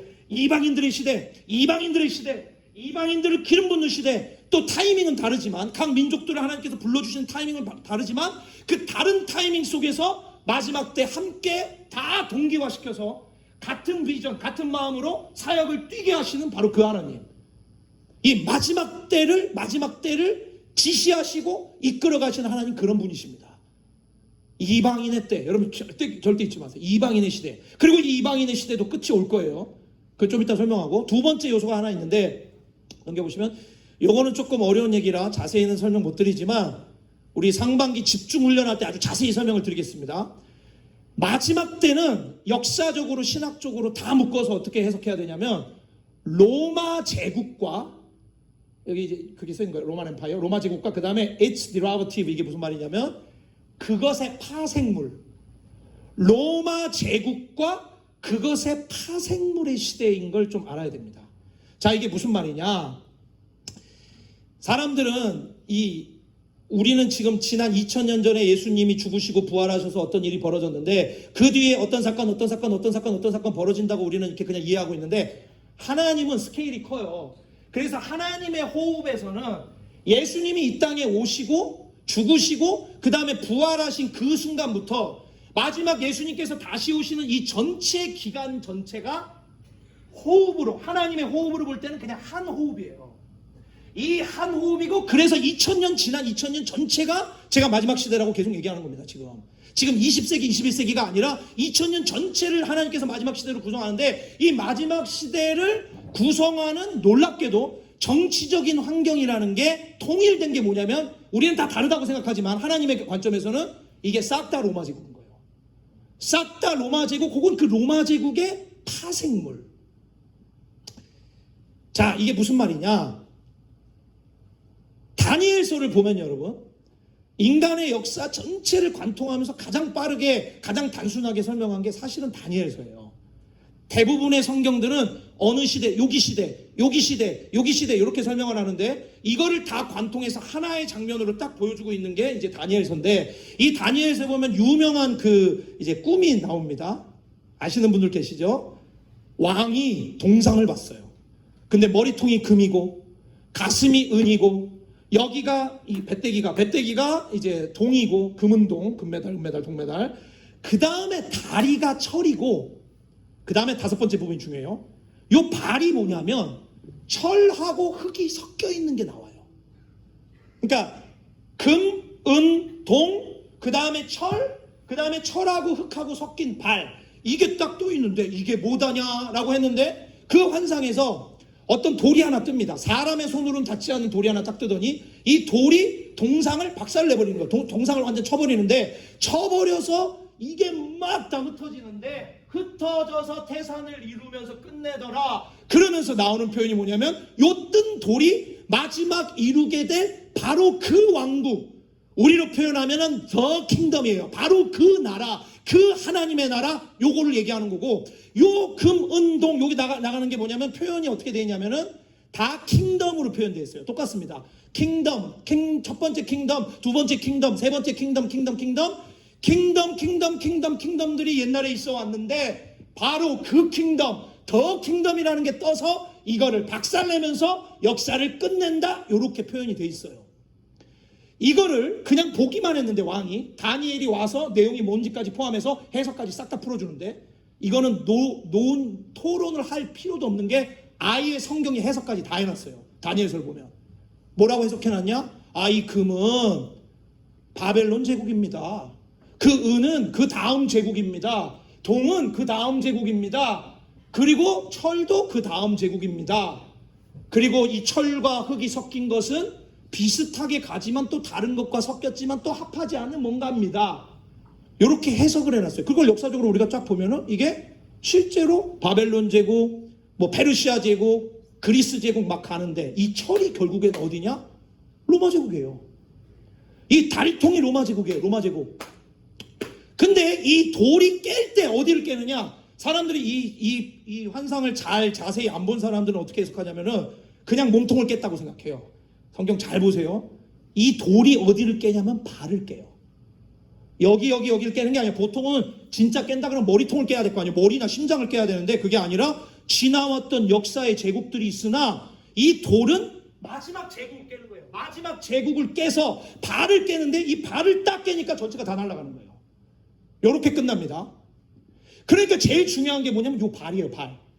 발의 제국을 어떻게 보느냐. 근데 이 철이라는 게 로마인 게 확실해요. 그러면 로마 다음에 그냥 하나님의 호흡에서는 하나가 더 오는 거예요. 그냥 제국들 중에 로마 다음에 그냥 하나가 더 오고 그냥 끝내는 거예요. 이렇게 가는 건데, 근데 철과 흙이 섞였다고 그러잖아요. 제가 이 중동 지역을 사역하면서 제가 이제 국제 정치, 막 지역 사회가 이런 연구를 엄청나게 많이 했거든요. 사역할 때 그게 너무 필요해서 어쩔 수 없이 하게 됐어요. 제가 그 전공도 아닌데 그쪽을 파야 될 수밖에 없습니다. 근데 이거를 막 파다 보니까 놀랍게 다시 생각이 들 수밖에 없는 게 뭐냐면, 이게 결국엔 다 로마 제국이었던 거야. 여러분 학교 다닐 때, 제가 추억의 고등학교로 잠시 돌아가겠습니다. 현대 문명, 지금 우리가 살고 있는 현대 문명의 기원이 어딘지 다 배우셨죠? 유럽이에요. 결국 유럽 거 다 들여온 겁니다. 이거 한국 게 아니잖아요. 다 유럽 거예요. 근데 그 유럽 사람들이 현대 문명이라는 걸 만들 때, 이 유럽 사람들의 현대 문명의 근원이라는 게 어디냐면은, 결국에는 처음에는 기독교 제국처럼 막 카톨릭이 지배했는데, 그거를 무시하고 그거를 막 죽여버려야 된다라고 하면서 사람들이 일어난 게 소위 말해서 르네상스 운동입니다. 르네상스 운동. 르네상스라는 게 뭐냐면, 르가 뭐냐면 다시, 네상스, 이게 나슨스, 이게 뭐냐면 태어난다예요. 그러니까 우리로 번역하면은 본어게인이야. 다시 태어난다. 뭐 거듭남인데, 뭐가 다시 태어나? 뭘 다시 태어나서 가동시켜? 내용을 다 보잖아요? 내용이 다 로마예요. 로마 제국을 복원시키는 겁니다. 그리스 철학을 복원시키는 거예요. 그래서 지금의 나라들, 뭐 리퍼블릭 체제, 공화국 체제, 뭐 미국의 어디의 상징들 다 보잖아요? 내용이 다 그리스 로마예요. 왜 그러냐? 그게 기반이 르네상스라서 그래요. 기반이 르네상스고, 그 전까지 잊혀졌던 것 같은데, 죽어 있는 것 같았던 로마 제국을 다 현대적으로 복원시켜 놓고, 이 현대 문명이라는 걸 만든 거예요. 지금 전 세계의 현대 문명을 만들어 놓은 이 전 세계 현대 문명이 전 세계를 지배하면서, 아프리카도 지배해, 아시아도 지배해, 전 세계 다 지배한 거잖아요. 우리의 전통이라는 건 있으나, 유럽에서 시작된 유럽식 현대 문명, 유럽식 자본주의 문명이 전 세계를 뒤덮으면서 우리의 문명을 지금 형성하고 있는 거예요. 그러니까 지금 우리가 알고 있는 전 세계의 문명이라는 거는, 기원의 껍데기는, 속은 다 다르지만 껍데기는 유럽식 문명이에요. 그리고 그 뿌리는 로마입니다. 부활한 로마 버전이 전 세계에 퍼지는 거예요. 그게 합해진 거예요. 그 흙들이 합해지는 거예요. 철이에요. 그 흙들이 합해지는 거예요. 그래서 다니엘서에 뭐라고 나오냐? 여러 왕들의 시대라고 표현해요. 그게 뭐냐면 제국인데 전 세계 많은 리더들은 존재하는 거예요. 존재하는 그런 체제. 그러니까 지금은 우리는 뭐냐? 로마 제국으로 시작했고, 그러니까 예수님이 언제 이 땅에 오셨습니까? 예수님이 이 땅에 메시아가 오시는 게 엔드타임의 진짜 포문이에요. 이분이 오셨어요. 오셔가지고 이분이 일을 시작하셨어요. 그분이 로마 제국으로 오셨잖아요. 그러니까 로마 제국은 엔드타임 제국인 겁니다. 그리고 예수님이 처형받고 죽으시고 부활하신 게 로마 제국에서 한 거예요. 그 로마 제국에서 성령이 부어지기 시작해서 이 이방인들의 시대가 이 로마 제국의 우산 속에 시작된 겁니다. 그러다가 이 철이 가다가 이 철이 흙과 섞이기 시작하면서 하나의 마지막 제국을 이루는데, 지금 우리가 알고 있는 전 세계 지구적인 제국이 바로 이 상황인 거예요 지금. 그리고 이런 제국들이 전 인류를 지배하고 있었으나 맨 마지막에 더 킹덤, 하나님의 나라가 이걸 와서 깨면서 끝낸다, 그 얘기입니다. 그래서 예수님 오실 때 예수님의 오심을 예비했던 자가 누구냐면 세례 요한이잖아요. 세례 요한이 했던 말, 첫 번째 했던 말, 회개하라, 천국이 가까웠느니라. 이때 이 천국이라는 말이 하나님의 나라거든요. 더 킹덤, 하나님의 나라인데 천국이 가까웠다, 하나님의 나라가 가까웠다는 말을 들을 때 사람들이 이상하게 생각했어요. 아니 왜 갑자기 하나님의 나라라는 말을 쓰지? 더 킹덤이란 말을 왜 쓰지? 사람들이 이상하게 생각했어요. 왜냐하면 구약에 그런 말이 없는 것 같은데 갑자기 하나님의 나라, 더 킹덤 오브 갓, 이상한 말이 등장했다라고 하는데, 이분이 다니엘서를 간과하신 겁니다. 다니엘에 말하고 있는 그 더 킹덤이 이 킹덤인 거예요. 그거를 염두하면서 외치고 있는 겁니다 지금요, 세례 요한이. 바로 그 더 킹덤이다. 그 예고됐던 그 더 킹덤이 드디어 오고 있다. 온다. 회개하라. 이거 오면 어마어마하다. 회개하라. 그게 실제로 온 거예요. 실제로 와서 막 작동하기 시작했고, 완성되진 않았지만 이게 막 이 마지막 때 엔드타임 전반에 이 더 킹덤이라는 게 움직이기 시작하면서 마지막에 결정적으로 이 더 킹덤이 이 마지막 제국을 깨면서 역사는 끝나는 겁니다. 우리가 살고 있는 세상이 계속되는 게 아니에요. 깹니다. 우리가 킹덤 드림 막 하잖아요. 뭔지 좀 알고 외치셔야 돼. 킹덤 드림이 뭐냐? 다 박살낸다, 그 얘기예요. 더 킹덤은 박살내는 돌입니다. 이거 박살을 내는 돌이에요. 깨버리는 거예요. 지금의 우리가 익숙하고 우리가 이게 맞다라고 하는, 결국에는 이건 로마 제국의 파생물, 마지막. 이거를 깨면서 역사는 오는 겁니다. 이게 아주 중요한 생각이에요. 근데 이거를 이해할 때 지금 전 세계 돌아가는 시스템과 그 다음에 여기에서 벌어지는 로마적 특색, 제가 왜 또 로마 제국을 강조하냐면요, 막판에 벌어지게 되는 일이 로마 제국에서 벌어지는 일과 비슷할 겁니다. 그래서 그래요. 여러분, 로마 제국이 이 복음에 어떻게 반응했던지 기억나시죠? 그냥 싹 다 쓸었어요. 그래서 초대교회, 그래서 카타콤, 그래서 지하교회 성도들, 순교자의 역사, 난리를 폈잖아요. 그러니까 이 로마 제국 스타일인 거예요. 자기가 왕이 돼야 되는데, 자기가 황제가 돼야 되는데 공존을 살려두지 않는 거예요. 근데 이 제국들은요, 약간의 공존들을 허약하기도 하고 부분적으로 어떻게든 좀 타협이 가능했어요. 근데 로마 제국은요, 타협하는 제국이 아니에요. 처음에 그렇게 하는 척 하다가 그 로마 제국의 영적, 생리적, 역사적 속성 자체가 이런 영원한 진리, 영원한 왕을 용납할 수 없는 체제입니다. 지금의 이런 자본주의 체제, 민주주의 체제에서 그게 말이 되나요? 아직 좀 더 묵상이 필요하십니다. 지금 돌아가는 체제의 가장 정중앙에 있는 영적인, 역사적인 코어가 뭔지를 상상도 못하셔서 그래요. 요거 로마 제국 파생물이라고요. 그러니까 무슨 얘기냐? 이 로마 제국의 파생물은 반드시 어느 방향을 향해 가냐면 기독교인들을 작살내는 방향으로 가게 돼 있습니다. 요게 중요한 거예요. 그래서 이걸 이해해야 된다는 거예요. 타협하고 공존하고 살려두는 방식으로 안 갑니다. 그 워밍업 게임 같은 게 코로나였던 것 뿐이에요. 코로나 때 살짝 워밍업 보여준 거예요. 다른 사회적 현상도 있겠으나 가장 핀포인트로 신경 쓰는 거, 전 세계 리더들이 예배 폐쇄시키는 거, 예배 자체를 박살내게 하는 거, 이거 굉장히 신경 씁니다. 그까짓 게 뭐라고. 코로나가 거기만 퍼지는 것도 아닌데 워밍업이에요.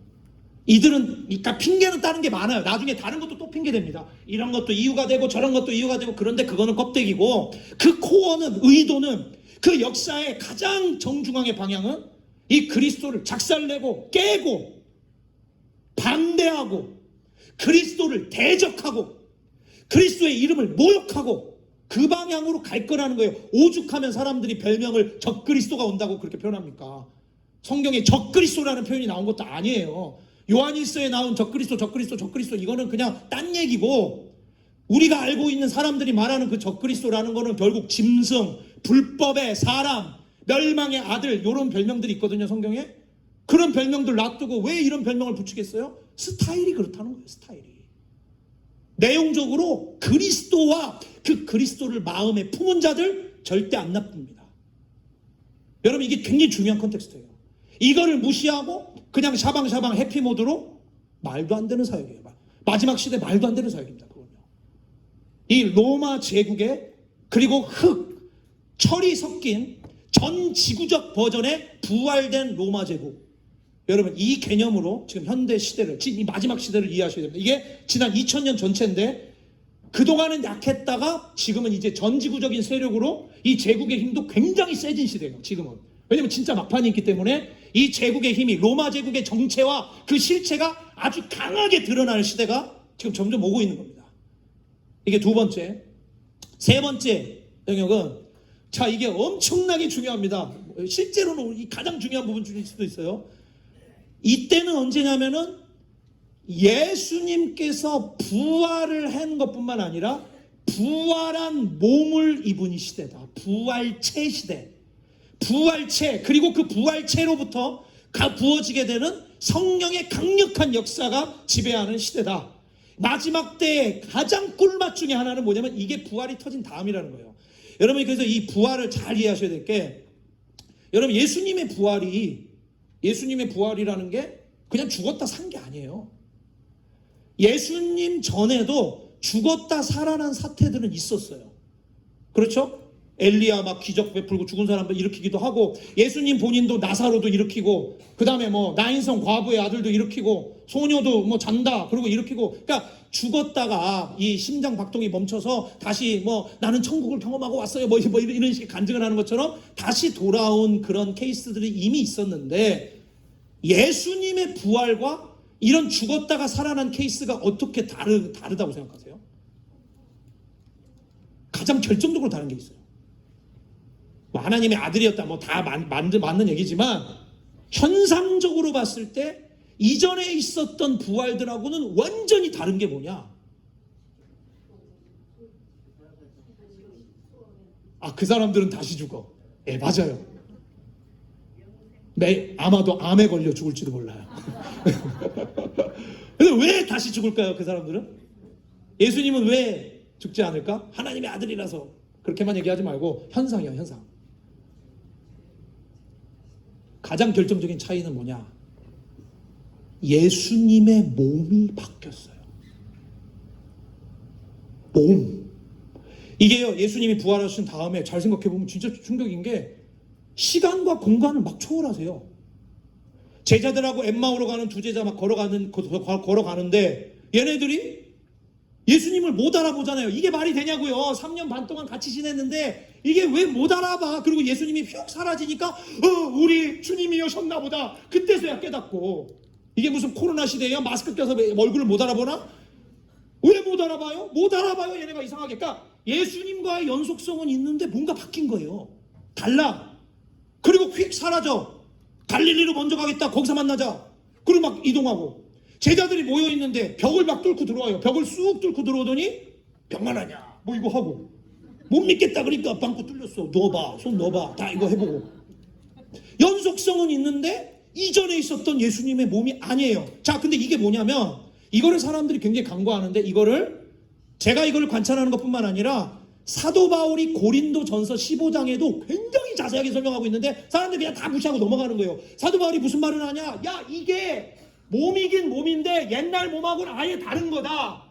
몸이라는 게 육에 속한 몸이 있고 영에 속한 몸이 있다. 영이 아니에요. 영이 아니라 영의 몸을 얘기하는 거예요. 둘 다 바디예요. 땅으로부터 온 바디가 있고 영에 속한 바디가 있다는 거예요. 근데 땅에 속한 이 바디라는 거는 결국 아담에서 와서 파멸하고 죽는 그건데, 영에 속한 바디가 사상 최초로 예수님의 몸에 입혀져서 이 바디는 어떤 속성을 갖고 있냐? 시간과 공간을 초월해서 움직이는 거예요. 지금 제가 돌팔이긴 하지만 의사인데 돌팔이라도 많이 알고 있습니다. 과학은 진짜 여기 계신 웬만한 분들보다 제가 잘 알아요. 자신 있습니다. 과학 배틀에서 제가 다 이길 자신 있어요. 제가 과학적으로도 말씀드린 거예요. 도대체 예수님의 부활의 몸이 이게 뭐냐 그러면 과학적으로 저는 어떻게까지 설명하냐면, 이거는 창세기 1장 1절 우주가 지어졌잖아요. 하나님이 지으셨잖아요. 거기에선 존재하지 않던 물질입니다. 새로운 물질이 시작되는 거예요. 신소재, 뉴 메테리얼, 완전 새로운 그러니까 그냥 영적으로 새롭게 됐다가 아니에요. 몸 자체가 아예 구성되는 몸 자체가 아예 새로운 메테리얼로 구성되고, 제가 우리 병원의 아마누 지체들하고 짧게 이 얘기를 살짝 한 적이 있거든요. 그날 다 주사기 집어 던질 뻔했어, 다 같이. 아니 이게 가장 중요한 얘기예요. 성경이 가장 중요하게 말하는 거고, 이게 메테리얼이 딴 게 주어진다는 거예요. 아예 이 몸을 갈아엎는 거예요. 그래서 이 몸을 입게 된다는 얘기 아닙니까? 사도 바울이 자세하게 설명하는 거 있어요. 별과 별의 영광이 다 다르지 않냐? 동물들도 이런 영광 저런 영광 저런 영광 다 다른 것처럼 몸도 육에 속한 몸의 영광이 있고 영에 속한 몸의 영광이 다르다. 그날에 이 영에 속한 몸을 우리가 입을지니, 이게 부활 신앙의 핵심인 거예요. 그때 뭐라고까지 얘기하냐? 근데 순서대로 된다. 첫 번째는 그리스도시고, 두 번째는 그가 강림하실 때 그에게 속한 자요, 그에게 붙은 자요, 마지막은 아들이 그 아버지께 나라를 바칠 때라. 딱 세 단계로 정확하게 설명하고 있어요. 무슨 얘기냐? 예수님이 첫 번째 포문을 열었다 이거예요. 첫 번째 케이스, 첫 열매라는 말이 그 말입니다. 첫 번째 케이스 무슨 얘기예요? 지금에 있는 우리의 우주, 지금 세상이 아니라 영원한 나라, 다음 우주의 물질, 주 구성 성분이 되는 그 물질의 포문을 예수께서 여신 거예요. 여러분, 이게 부활 사건입니다. 죽었다가 산 정도가 아니에요. 다음 우주의 포문을 열었다 이거예요. 그리고 그 다음 우주의 그 물질 세계가 우리 가운데 입혀지기 시작한 겁니다. 그러니까 우리가 아니라 예수님이 먼저 입히신 거예요. 그리고 명령하시는 거예요. 가서 제자 삼으라. 내가 끝날까지 함께 하겠다. 내가 다시 오겠다. 가는 거예요. 그리고 그가 오실 때 이 영광의 몸을 입고 그 더 킹덤이라는 게 완성이 되는 겁니다. 이 더 킹덤의 주 구성 성분이에요. 생식이 아니고요. 이 뉴물질입니다. 부활체 뉴물질. 이거는 인간의 기술로 개발할 수 있는 게 아니죠. 자, 그러니까 성령을 어떻게 이해해야 되냐? 그 부활체를 입으신 그냥 예수가 아니에요. 부활체 버전의 예수입니다. 그러니까 이 부활체의 영광을 입기 전의 버전의 예수님의 톤하고 부활체를 입고 났을 때의 톤이 완전히 달라요. 그 전에는 예수님이 나는 아무것도 못한다, 아버지께서 주셔야 한다, 그리고 나귀 타고 다니고 나귀 타고 나는 겸손의 왕 이러잖아요. 요한계시록을 딱 가보세요. 모드가 바뀌었어요. 나귀 타는 그 모드가 아니에요. 일단 말부터 바뀌었어. 이 자가용부터 바뀝니다. 백마야. 말부터 백마. 그리고 하늘의 모든 군대 다 끌고 내려와서 지구상에 이 마지막 군대들 깨면서 오는 식으로 묘사되잖아요. 굉장히 전쟁과 같은 상황이고, 이 전쟁의 장군으로서 임하십니다. 예수님이 실제 물리적인 장군. 빌라도가 얘기했을 때 너가 네 나라가 이 나라에 속하냐, 네가 왕이냐 그랬을 때 내 나라가 이 나라에 여기 땅에 속했다면 지금 당장이라도 내가 그 내 군사들 다 불러와서 작살낼 수 있다라고 예수님이 얘기했잖아요. 그런데 난 그렇게 하지 않는다 라고 말했던 그 군대가 진짜 오는 거예요. 이 두 번째 버전에서는 진짜 이 마지막 군대를 끌고 오면서 이 땅을 끝나겠다고 오시는 그 영광의 왕으로 오는 거예요. 왜? 모두가 바뀌었어요. 그 금발 양하고 놀고 금발 그 분위기가 아니에요. 지금 피가 철철철 흐르고 가시면류관을 썼으나 그 이름에는 하나님의 말씀이요 충신이요 그 영광의 이름을 딱 달고 요한계시록을 보면 모든 천상생물의 끝판왕 중에 끝판왕 중에 끝판왕으로 다스리고 계신 그 창조자의 보좌 우편에 앉아서 모든 걸 통괄하시는 그분, 이분이 오는 거라고요. 그리고 이분이 이 다스림을 통해서 어떻게 하시느냐, 그 영을 보내시는 거예요. 그러니까 성령이라는 거는, 여러분, 성령은 하나님의 영인데 부활체 버전의 예수께서 총괄하시는 그 영입니다. 그러니까 지금 이 마지막 시대라는 게, 사역이라는 게 뭐냐면은, 결국에는 우리는 어떻게 사역을 얘기해야 되냐, 이 사역이라는 거는 우리 사람의 힘으로 하는 게 아니에요. 사실은요, 우리가 많은 친절도 베풀고 사랑하고 섬기지만 그 작은 행동들을 통해서 중요한 건 뭐가 중요한 거냐, 다음 우주의 권세, 다음 우주의 그 권위, 그 힘. 왜냐하면 그 지휘자가 그런 분이에요. 지휘자가 그 지위를 갖고 계신 분이기 때문에 거기로부터 나오는 영, 다음 우주의 영광의 영을 지금 현 세대, 현 물질 세계에 속한 이곳에 쏟아붓는 게 사역이라고 정의되어야 됩니다. 이게 엔드타임의 사역이에요. 마지막 시대 사역입니다. 지금만이 아니라는 거예요. 지난 2000년 동안 그랬다는 겁니다. 똑같다는 거예요. 오히려 그러니까 되게 웃긴 게, 2000년 전에 사도행전이 이런 기적이 일어났는데 지금은 그런 기적이 없다. 진짜 거꾸로 해석해도 더 거꾸로 해석하는 거죠. 오히려 심하면 심해졌지. 제국의 힘이 강해지면 강해질수록, 그리스도인들을 저항하고 대적하는 힘이 강하면 강할수록 오히려 이 영의 역사는 더 강합니다. 다음 우주의 권세의 마지막 사역은 더 강력해지는 거예요. 그래서 여러분, 이걸 이해한 사람들은요, 주님을 따르잖아요. 오히려 기적이 더 자연스러운 거예요. 예, 여러분, 우리가 그 마음으로 섬기는 겁니다. 그 마음으로. 사람의 힘으로 하는 게 아니에요. 우리 작은 도구들이 있지만 이건 사람의 힘으로 하는 게 아닙니다. 다음 우주의 권세를 쏟아붓는 게 우리의 일이구나. 마지막 시대의 사역이구나. 사람의 힘으로는 상상도 할 수 없었던 주님 기적을 허락하옵소서. 다음 우주의 포문을 여신 주님, 우리를 통해 이 포문들을 계속 열어가실 뿐 아니라 마지막 오셔서 완전히 완성시킬 주님, 우리를 그 엔드타임의 사역자들로, 우리를 이 마지막 시대에 이 로마 제국의 마지막 끝점에 사용하시는 그 하나님의 사람들로 써주옵소서. 여러분, 우리가 이 기도를 해야 됩니다. 달라요. 사람의 힘으로 무언가 되기를 원하는, 그러니까 그건 다 내 입장이에요. 우리 입장입니다. 여러분, 우리 입장의 사역을, 우리 입장의 행위를 하나님 나라의 사역이라고 하지 않습니다. 하나님이 작정하신 역사의 완성을 하나님 나라 사역이라고 말해야 돼요. 그분의 수입니다. 그분의 일이에요. 이걸 하신다는 거예요. 이게 마지막 시대의 영광. 그러니까 그게 아주 막 터진 게 오순절의 그 영광. 그때 말세, 그때 말세라고 그러잖아요. 마지막 때 내 남종과 여종에게 내가 부어주리니 저들이 환상을 보고 비전을 보고 꿈을 꾸고 누구든지 주의 이름을 부르는 자는 구원을 받는다. 그러면서 달이 변하여 피가 된다. 그 말까지 나오잖아요. 그러니까 그거는 완전히 역사가 완성되는 지점까지 싹 다 예언을 해버린 거예요. 그러니까 2000년 전체를 마지막 시대로 예언하면서 지난 2000년 전에 오순절이 터진 거고, 그게 작게 크게 우리 가운데서 계속 터지면서 하나님의 마지막 왕국의 완성을 향해 나가고 있는 겁니다. 지금요. 마지막 네 번째를 보면, 이 마지막 시대라는 건 뭐냐면, 이 구약의 공동체는요, 구약의 유대인들의 공동체가 이렇게 쭉 가고 있었는데, 이게 지금 예수님을 믿어도 구약에 있는 이스라엘의 공동체랑 그냥 개념을 비슷하게 믿으시는 분들이 되게 많아요. 신앙이. 그게 뭐냐면, 지금 현재에 있는 교회들이 이런 모습으로 다 굳어진 거예요. 저는 어떤 느낌까지 드냐면은, 교회가 너무너무 제도화되고 너무너무 지상기관화가 되니까 루터, 칼뱅 하나님이 일으켜 주셔서 오직 은혜, 오직 말씀, 오직 성경 돌아가게 하면서 다 뒤집어 엎었잖아요.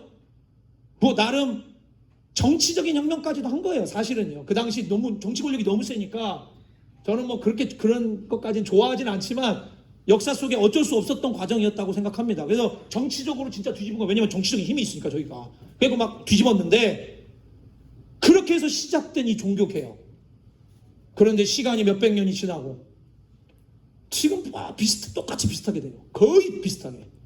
다시 돌아갔어 또. 그러니까 저는 어느 느낌까지 드냐면 마지막 종교혁명 한 판 더 일어나야 된다는 마음까지도 들어요. 근데 그 내용이 뭐냐, 결국에는 이 유대인 이스라엘 공동체가 걸어왔던 그런 방식이 아니라 이 엔드타임의 포문을 연 하나님의 사역, 이 하나님의 나라의 다음 우주의 포문을 열고 부활체 영광의 권세를 부여받은 자들의 사역, 그 자들로 구성된 믿는 자의 무리, 이렇게 될 때 우리가 가장 현대적으로 이해할 수 있게 근접하게 설명하는 표현 중에 하나가 유기적 교회라는 표현을 쓰면 아주 좋습니다. 유기적 교회들. 그러니까 이게 하나의 생명체처럼 움직인다는 거예요. 제도가 아니라 생명체처럼. 이 생명체 하나의 셀 단위, 무슨 생명체처럼. 그래서 셀교회 이런 말을 자꾸 사람들이 썼던 게 뭐냐면 요 유기적 생명체를 강조한 거예요. 그러니까 우리가 다른 존재가 아니야. 하나의 셀 안에서, 하나의 생명체 안에서 우리가 같이 유기적으로 움직여. 머리가 있고 가슴이 있고 다리가 있고 팔이 있고 몸의 지체가 다 다른 것처럼 이게 다 따로 움직이는 것 같지만 따로가 아니라 이게 하나의 몸이었어. 우리는 이 하나의 유기체야. 하나의 공동체야. 그리고 이거를 향해서 성령께서 기름 부으셔서 각 사람의 은사들을 터뜨려 주시고, 누구는 잘 섬기는 사람, 누구는 말씀을 강력하게 막 풀어주는 사람, 어떤 사람들은 더 권위 있게 질서를 잡는 사람, 어떤 사람들은 막 해결되지 않았던 여러 가지 행정적인 것들을 잡아주는 사람. 머리가 다리한테, 팔이 배한테, 다른 말 못하죠. 하나예요. 하나의 영으로 움직이는 바로 그 공동체. 이게 약간 느낌이 이스라엘 공동체와 본질적으로는 같을 수 있겠으나 상당히 다른 형태가 시작되는 거예요. 이게 엔드타임 사역에서 굉장히 중요한 사역입니다. 그래서 이게 우리가 예수님을 따른다, 주님을 따른다, 혼자 신앙생활, 말도 안 되는 얘기예요. 그거는 말도 안 되는 얘기고, 이게 유기적 공동체로 하나가 되고 그 안에서 기능을 할 때, 반드시 성령의 기름 부으심을 따라 기능을 할 때 이게 우리가 정상적인 엔드타임의 사역이 작동되는 겁니다. 반드시 공동체적이어야 된다는 거예요. 반드시 공동체적이고 반드시 유기적이어야 되고 반드시 어떤 기능들이 돌아가고 있어야 돼요. 그냥 성경 공부하고 기도하고 예배하고 그것만이 아니라 기능이에요. 기능. 기름 부으심을 따라오는 은사적 기능입니다. 이게 이제 마지막 시대 성격에 엄청나게 중요한 이런 포인데, 그러니까 우리가 이제 앞으로 마지막 시대다, 마지막 때가 왔다, 마지막 시대를 놓고 기도할 때 자동으로 이 네 가지 정도의 요런 좀 전혀 다른 층위의 아젠다입니다. 이게 다 이 네 가지의 이 복합적인 막 사회적인 면, 영적인 면, 실제 사역적인 면, 이 시대적인 면, 이걸 다 엮어가지고 이런 이미지로 팍팍 이해를 하셔야 돼요. 우리가 같이 마지막 때를 위해서 기도한다. 마지막 때, 주님, 이 마지막 때의 사역이 우리 가운데 지속되고 이루어지고 전진하게 하옵소서. 근데 여기서 한 가지가 더 있어요. 다음을 넘겨보시면, 자, 여기서 이제 제가 마지막 때 그랬는데 여기서 이제 한마디를 더 붙여야 되는 게, 여기 앞에 imminent 이렇게 영어로 이렇게 써 있죠. 이게 무슨 얘기냐면 한국어로 번역하면 임박한 이런 뜻입니다. 임박한. 마지막 때 말고 임박한 마지막이라는 게 또 있어요. 그러니까 요걸 구분을 하셔요. 그러니까 사람들이 보통 지금 시대가 마지막 시대라는 말은 사실은 임박한 마지막 때라는 용어를 잘못 그냥 남용하고 있는 겁니다. 그러니까 그래서 성경 볼 때 헷갈리는 거예요. 사람들이 자꾸 용어를 잘못 써가지고. 근데 이 마지막 때라는 거는 지금 2000년 전체를 관통하는 이 새로운 형태의 부활체 예수가 통치하시고 다스리시는 이제 그런 사역을 말하는 거고. 그런데 이 임박한이라는 말이 들어갈 때는 무슨 말이냐? 자, 제가 아까 말씀드렸잖아요. 유대인의 시대가 있었는데, 유대인의 시대가 있었는데 이게 이방인의 시대로 넘어갔었어요. 그러니까 우리가 성경을 보면 사도행전도 마찬가지고 사복음서도 마찬가지고 성경에서 계속 보이게 되는 모든 내용들이 뭐냐면 유대인의 시대가 이방인의 시대로 넘어가게 되는 그 과정을 보고 있었던 거예요. 우린 그걸 다 봤어요. 그런데 이게 성경의 끝이 아니에요. 로마서 9장, 10장, 11장에 보면 무슨 말이 나오느냐? 사도 바울이 자기가 유대인인데 유대인들한테 막 유대인들을 빗대어서 이방인들한테 막 뭐라 그러는 게, 야, 이방인들 니들 교만하지 말아라. 니들은 하나님 나라의 줄기 중에 원가지가 아니다. 원가지인 유대인이 꺾였다. 꺾여서 니들은 접붙임 받은 가지가 됐다. 접붙임 받은 가지가 됐는데 이 접붙임 받은 이 가지가 너희들이다. 그러니까 원가지도 꺾여서 날아갔는데 니들은 접붙임 받은 가지니까 교만하지 말아라. 그 얘기를 하고 있는 거예요. 그러면서 하는 말이 이게 놀랍다. 하나님의 미스테리다. 미스테리라는 말을 써요. 실제로 그 표현이. 미스테리다. 되게 신기하다. 비밀스럽다. 라고 하면서 뭐라 그러냐? 그런데 이스라엘이 완악하게 됐는데 왜 완악하게 됐냐? 이방인의 충만한 수가 돌아올 때까지 일부러 하나님이 스탠바이 시킨 거다.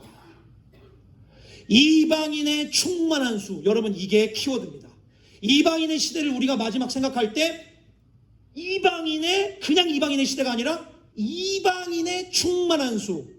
영어로는 the fullness of the Gentile 이렇게 표현합니다. 이방인이 꽉 찬 거예요. 그 꽉 찼다는 게 전 세계 100% 사람들이 예수를 믿었다는 뜻은 아닙니다. 왜냐하면 지옥을 오히려 요한계시록이나 마지막을 보면요 전반적으로 지옥 가는 분위기예요.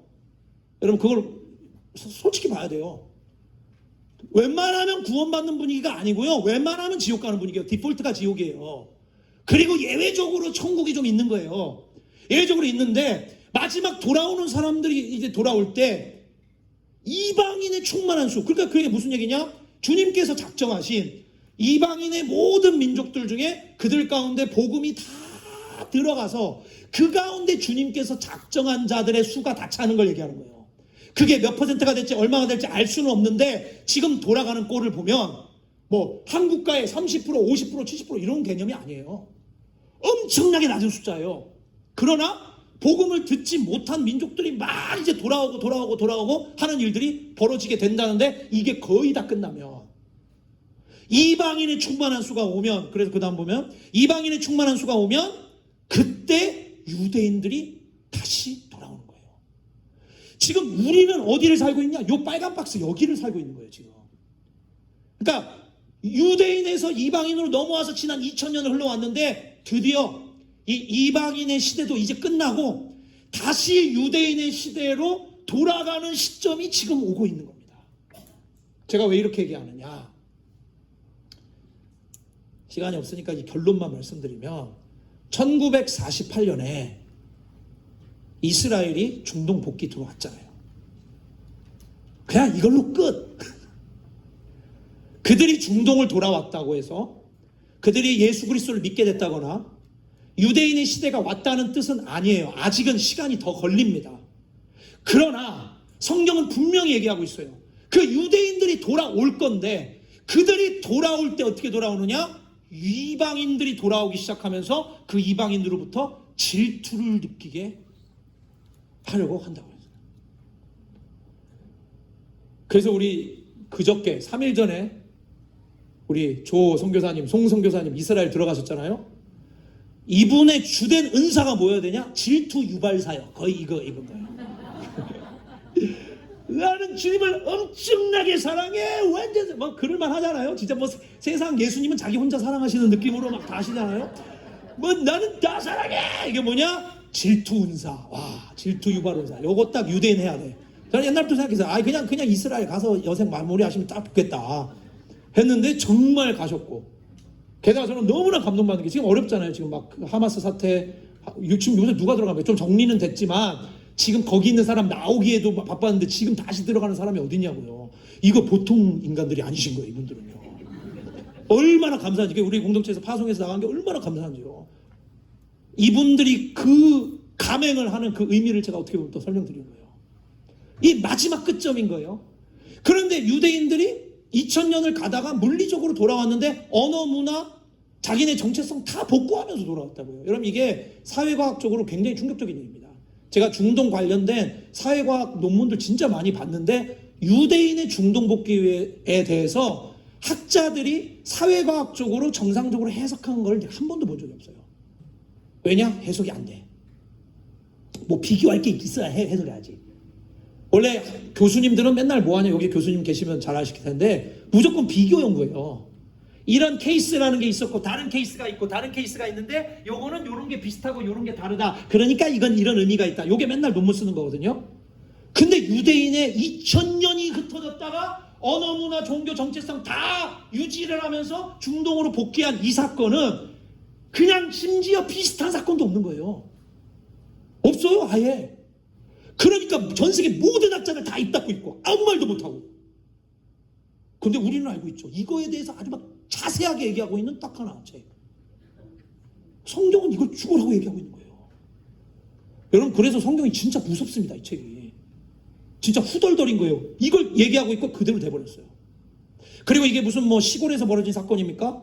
어느 아프리카 시골 뭐 추장님 갔더니 이런 일이 있었다더라. 세상에 이런 일이 뭐 이게 아니잖아요. 지금 전 세계 60년, 70년, 80년 동안 전 세계 라이브 브로드캐스팅, 전 세계 라이브 뉴스 제1순위 아닙니까 이거. 지금도 하마스 사태 때문에 또 CNN, BBC 다 1순위예요 이거는요. 왜 이렇게 전 세계가 날리고 왜 전 세계가 이렇게 주목하냐?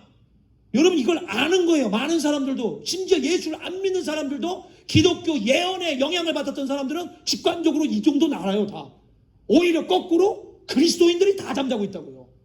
그리스도인들이 멍하면서 이런 사태가 터져도 이게 무슨 사태가 벌어지는지 아예 감을 잡지를 못하는 거예요. 여러분, 이게 무슨 말이냐? 이방인 시대 끝나간다, 그 얘기예요. 몇 퍼센트인지 기준을 얘기할 필요가 없다니까요. 이걸로 진행되면서 게다가 또 놀라운 게 유대인들이 실제로 예수님을 믿기 시작해요. 이제 실제로 믿기 시작합니다. 여러분, 유대인들이 예수님을 믿는다는 게 무슨 말이에요? 이들의 손으로 예수님을 처형해서 죽인 사람들 아닙니까? 너희들에게 그 피가 돌아간다라고 했을 때 우리와 우리 자손에게 돌리라라고 자신 있게 얘기했던 그 자들, 그렇게 거부하고 지난 2000년 동안 전 이방인이 전 세계가 돌아오는데도 끄떡도 안 했던 그들, 웬일인지 드디어 눈이 열리는 거예요. 웬일인지 드디어 눈이 열리면서 이들이 돌아오기 시작하는 거예요. 예수는 그리스도다. 예수는 메시아다. 예수는 영원한 구원자다. 눈물로 영접하는 유대인들. 영접만이 아닙니다. 교회를 만들어요, 지금요. 이스라엘에 유대인으로 구성된 교회가 있다고요. 더 나가서 교회 정도가 아니에요. 유대인들이 다른 유대인을 전도를 합니다, 지금요. 이거 끝났어. 끝판이야. 그러니까 유대인이 다른 유대인을 전도했다? 이걸 갖다 진정한 말세라 그러는 거예요. 젊은 애들이 버릇없는 게 말세가 아니고요. 유대인들이 다른 유대인을 전도해? 이건 임박한 마지막 때. 그래서 여러분, 유대인의 중동 복귀와 연동될 때 임박한이라는 말을 써주면 딱 적당합니다. 성경적으로 딱 맞아요, 이게. 유대인의 중동 복귀. 근데 이 말을 해도 그냥 뭐 별 감동도 없는 분들도 계시고 아무렇지도 않은 분들도 계신 게 왜 그러냐? 여기 어르신들도 많이 계시지만 제가 얼굴을 이렇게 뵈니까 생식 때문에 그런지 이렇게 저렴하십니다, 얼굴이. 연령대가 낮아요. 감사한데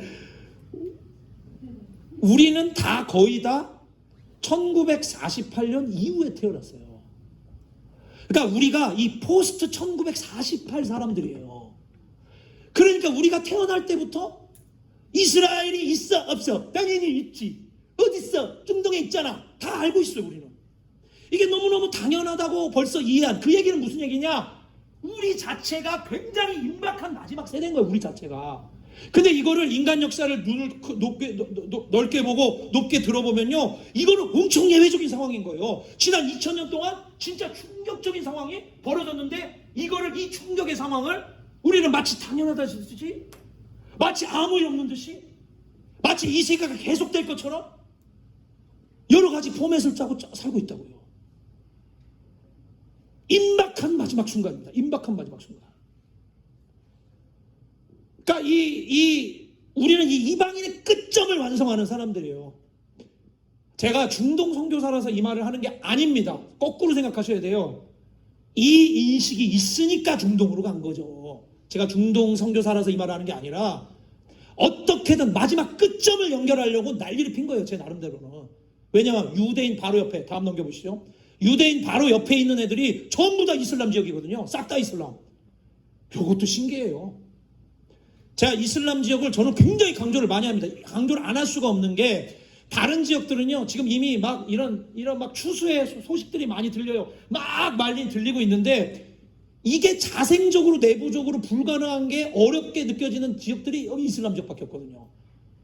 힌두도 좀 있었어요. 근데 힌두가 인도 교회가 워낙 강하기 때문에 여기도 지금 막 카바가 되는 분위기입니다. 전 세계. 그러니까 지금 전 세계 교회가 다 이방인의 충만한 수가 차가는데 이게 안 되는 것 같다. 힘들다. 마지막 이방인의 시대에서 유대인의 시대로 넘어가는 게 버겁다라고 느껴지는 지역이 딱 이슬람 지역인데 이게 놀랍게도 유대인의 중동 복귀와 마치 거울 이미지처럼 연동돼서 난리를 피우고 있는 거예요.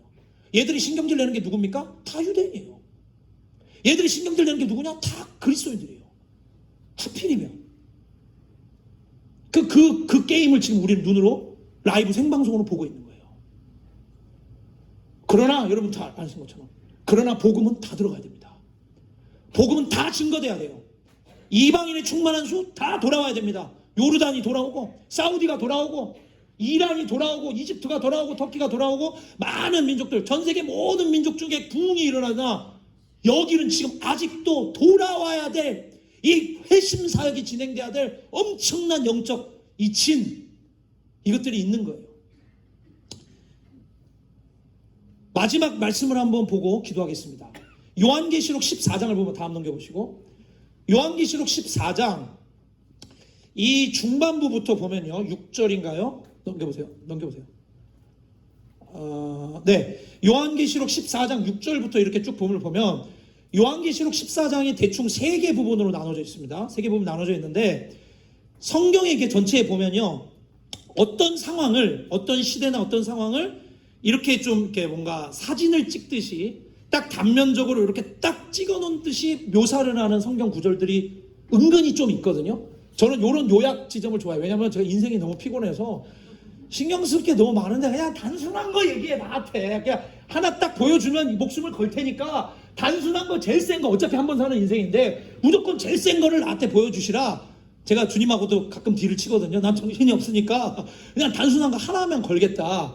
이제 그러니까 제가 이제 그런 기도를 자꾸 하니까 하나님이 단순한 그림들을 딱 정확하게 요약하는 그림들 시험 보기 전에 한번 리뷰하고 들어가야 되는 그런 거 있잖아요. 그런 걸 보여주시는데 요한계시록 14장 요 장면이 그런 장면 중에 하나예요. 요게 요 6절부터 벌어지는 요 장면이 어떻게 되어 있냐? 요거 6절부터 한번 쭉 다 같이 한 목소리로 읽겠습니다. 쭉 제가 그만할 때까지 넘겨주시죠. 6절부터 다 같이 시작.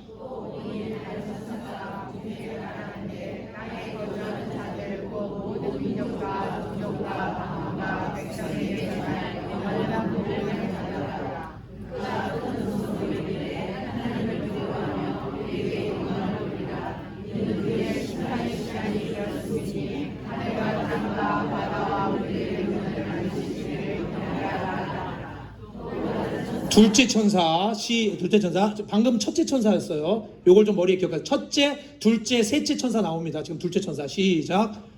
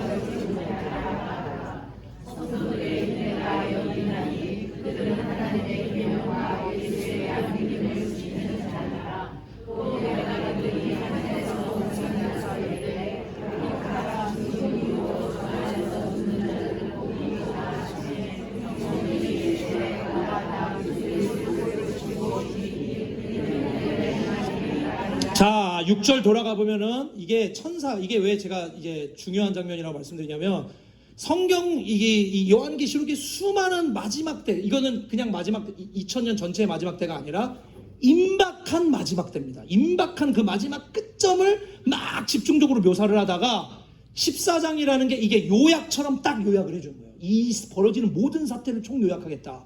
그러면서 요약을 딱 해줄 때 이게 성경은 고급으로 설명을 하는 게 아니라 이미지를 줘버려요. 천사 3마리가 날아가. 그러니까 여러분 이 천사 세 마리가 그냥 천사가 아니라 핵심이라는 거예요. 이 임박한 엔드타임의 가장 핵심적인 사건을 천사가 선포하면서 지나가는 거예요. 그러니까 천사 세 마리가 휘웅 날아가는데 첫 번째 천사가 날아갈 때 뭐라 그러냐? 모든 민족과 방언과 종족과 방언과 백성에게 전할 영원한 복음을 가졌더라. 이게 영원히 지속될 만한 땅에 있다가 썩어지는 거가 아니라 영원히 지속되는 그 복음, 이게 모든 민족들에게 증거되는 게 첫 번째 핵심이다. 그러니까 우리 한국 땅뿐만 아니라 각 나라 족속 백성과 방언의 언어예요. 언어입니다. 결국 바벨탑에서 시작된 언어 걔네들 다 얘기하는 거예요. 그쪽으로 다 들어가면서 그들이 영원한 복음, 다른 게 아니에요. 영원한 복음으로 돌아와야 된다. 이게 천사, 첫 번째 천사의 핵심. 엔드타임에, 임박한 엔드타임에. 다음을 보면 두 번째 천사가, 넘겨보세요. 7절, 그냥 넘겨보세요. 오른쪽으로. 다음, 둘째가 나가는데, 둘째가 나갈 때 말하는 내용이 뭐냐면은, 무너졌도다, 무너졌도다, 큰 성 바벨론. 이게 이제 요한계시록을 보면은, 인간이 만들 모든 문명의 총화입니다. 총화. 지금 우리로 말하면은 전 세계 글로벌 시스템이에요. 전체 체제, 이 큰 성 바벨론. 옛날에 민족들이 흩어질 때 바벨탑이었잖아요. 하나님이 깼잖아요. 큰 성 바벨론으로 업그레이드 된 거예요. 큰 바벨론이 마지막 떡하니 남게 되는데, 이거 무너졌도다, 무너졌도다, 무너졌도다. 두 번째 키워드는 큰 성 바벨론 붕괴입니다. 무너진다. 이게 두 번째 천사.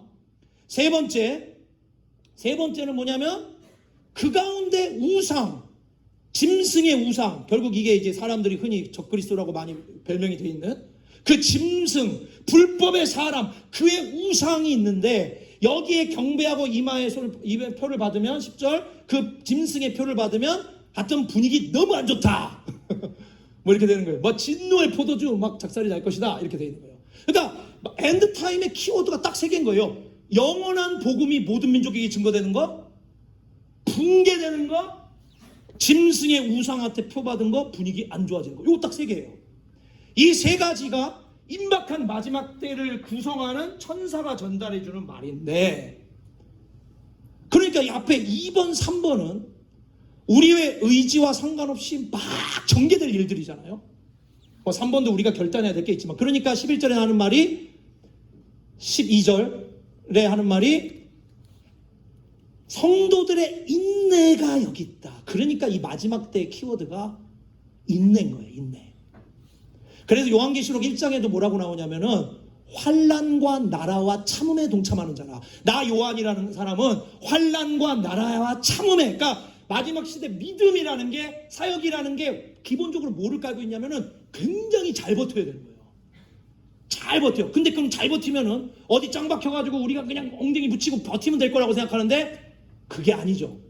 첫 번째 천사가 얘기하잖아요. 모든 민족에게 나르면서 모든 민족에게 영원한 복음을 증거하는 엄청난 맨 끝점에 이 공격의 사역을 해야 되는 거예요. 수비하면서 그냥 버티고 있는 게 아니라. 근데 그 과정 가운데 사태는 점점 심각해질 테니까 붕괴될 것이고, 막 사람들을 유혹하면서 우상 숭배하도록 사람들을 막 표로 몰아갈 것이며, 그렇게 될 거니까 인내하면서 죽더라도, 여기서 제일 중요한 게 죽더라도예요.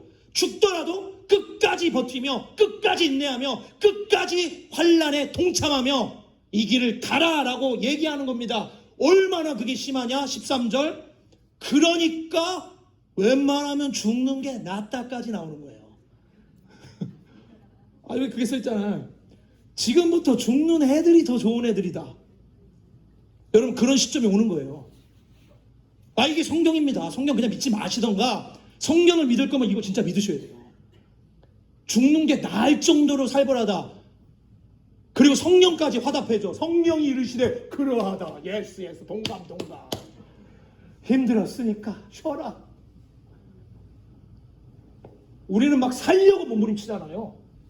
정반대로 얘기하는 거예요, 성경은. 왜냐? 로마 제국의 혼란이에요. 2000년 전에 성도들의 케이스를 다시 한번 기억해야 됩니다. 왜냐면 그게 반복될 거니까. 근데 요 다음에 14절부터 이것도 빨리 읽어볼게요. 자, 제가 읽겠습니다. 이거는 흰 구름 입고 인자와 같은 이가 앉으셨는데 머리 금면류관 예수님. 근데 이분이 예리한 낫. 자, 이제 우리 빌리언솔 하비스트를 생각할 때 요 낫을 잘 기억해야 돼요. 왜냐면 하비스트의 핵심은 낫이에요. 낫. 하비스트가 중요한 게 아니라 요 낫이 휘두르는 게 핵심인데 이 낫을 휘두르시는데 이게 예수님이 하는 건데 15절 여기도 이제 천사 2마리가 또 나오는 거예요. 천사 1마리가 나와가지고 하는 말이 당신의 낫을 휘둘러 거두소서 해서 이렇게 낫을 한번 휘두르니까 우와 추수 땅의 곡식이 일어나서 추수가 된다. 여러분 이걸 영어로 뭐라 그러냐? 빌리언스 하비스트라 그러는 거예요. 요걸 영어로. 그래서 낫이 쫙 휘둘러지니까 쫙 막 추수가 돼. 근데 여기서 끝나면 안 돼. 천사 1마리가 또 있어요. 그 다음 보면은 그래서 땅에 낫을 휘두르면 땅의 곡식이 거두어지니라. 추수죠. 마지막에 하나님이 거둬들일 마지막 사람들을 한 번에 막 일으키시니까 마지막 때에 거대한 추수가 있겠고 많은 사람들 이전과는 상상할 수 없는 하나님의 역사가 있을 것이다. 근거되는 말씀이 이거예요. 사실 사람들이 별의별 말씀을 다 하지만 결국 이걸 근거로 그런 믿음을 우리가 갖고 있는 겁니다. 보기에는 전혀 그럴 것 같지 않은데 될 거라는 거예요. 상황은 심각하지만. 그러나 여기서 끝나면 안 돼요. 17절 천사가 하나 더 온다는 거예요. 더와 하늘에 있는 성전에서 또 나오는데 역시 예리한 낫. 자, 예리한 낫이 두 종류가 있어요. 하나는 추수하는 낫이 하나가 있는데 요거는 두 번째 다른 낫입니다. 또 하나의 낫. 뭐라고 나오냐? 18절 불을 다스리는 다른 천사가 얘부터 분위기가 살벌해. 불 나와서 예리한 낫간자를 향하여 금송을 보다 낫을 휘둘러. 그랬더니 포도송이를 거두라. 이건 뭐야? 포도송이가 뭐야? 좋은 건가? 19절 천사가 낫을 땅에 휘둘렀다는 거짓말 하나님의 진노야 이거는요. 진노의 큰 포도주 틀에 던짐에 20절 성 밖에서 막 발핀이 피가 막 퍼지기 시작해서 막 굴레까지 닿았고 1600 스타디온에 퍼졌더라 피가 낭자하면서 날아가는 그 낫도 있는 거예요. 여러분 빌리언솔 하비스트는요 엔드타임의 하비스트는요 마지막 절박한 추수 절박한 곡식의 익음도 있지만 피가 낭자한 게 바탕에 같이 깔려가는 거예요. 요 두 번째 천사 싹 빼놓고 샤방샤방 갖고 빌리언스를 외치면 안 됩니다. 이단이에요. 그건 이단적입니다. 피가 낭자한 상황인 거예요. 아까도 얘기했잖아요. 금성 바벨론이 붕괴되는 상황. 그러니까 무너지기 직전에 막 구원하는 거예요. 막 무너지는 상황. 그 다음에 사람들에게 이것들을 이 우상에게 경배하지 말라고 경고해야 되고 우리도 참음으로 견뎌야 되는 상황. 그런 상황에서 하늘에 거대한 낫이 휘둘러칠 겁니다. 이 절박함과 이 간절함을 바라보는 사람들이 이 마지막 추수의 사역에 동참하고 함께 하는 거예요. 그리고 진노의 포도주의 피가 낭자하게 되는 마지막 때가 될 겁니다. 그건 뭐예요? 여러분 전쟁이라는 거예요. 전쟁. 우리의 사역은 전쟁입니다. 사람의 일이 아니라 그랬잖아요. 사람의 일이 아니니까 더더욱 전쟁입니다. 하늘의 전쟁이 있어요. 이 전에 12장에는 막 용이 열받아서 쫓겨난 장면까지 나옵니다. 분노해서 자기의 때가 얼마 남지 않은 줄 알고 분노하면서 막 죽이니까 결국 그러나 형제들이 이겼다. 왜 이겼냐? 예수의 피로만 이긴 게 아니고요. 예수의 피와 형제들의 증언하는 말들로 이겼다 그래요. 그러니까 우리의 증언하는 말, 우리의 믿음을 합하여 이 그리스도를 증거하고 드러내고 하늘의 영광을 쏟아붓는 이 일들을 함께하게 될 때 주님이 우리에게 기름 부어 주실 겁니다. 여러분 우리가 그래서 이기는 거예요. 예수님 혼자 이기는 게 아니라 우리가 함께 승리하는 마지막 자리로 나아가도록 주님께서 우리를 부르시는 겁니다. 이 시간 우리 다 같이 일어나서 한번 같이 기도할 때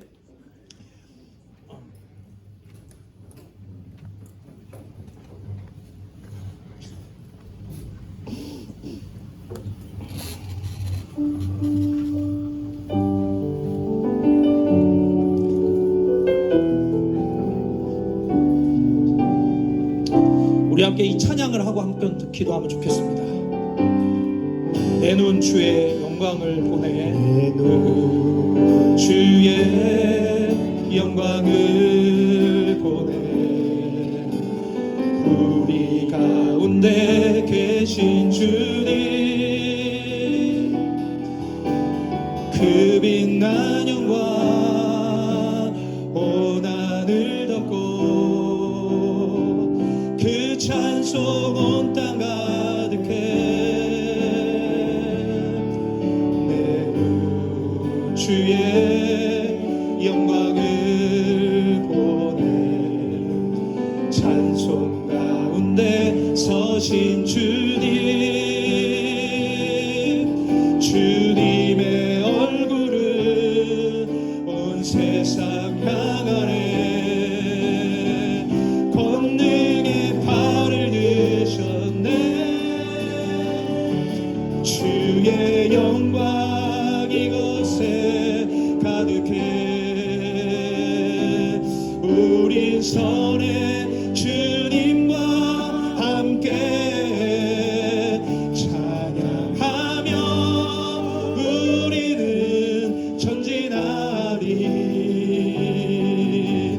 모든 열방 주 볼 때 다시 한번 우리 믿음으로 내는 주의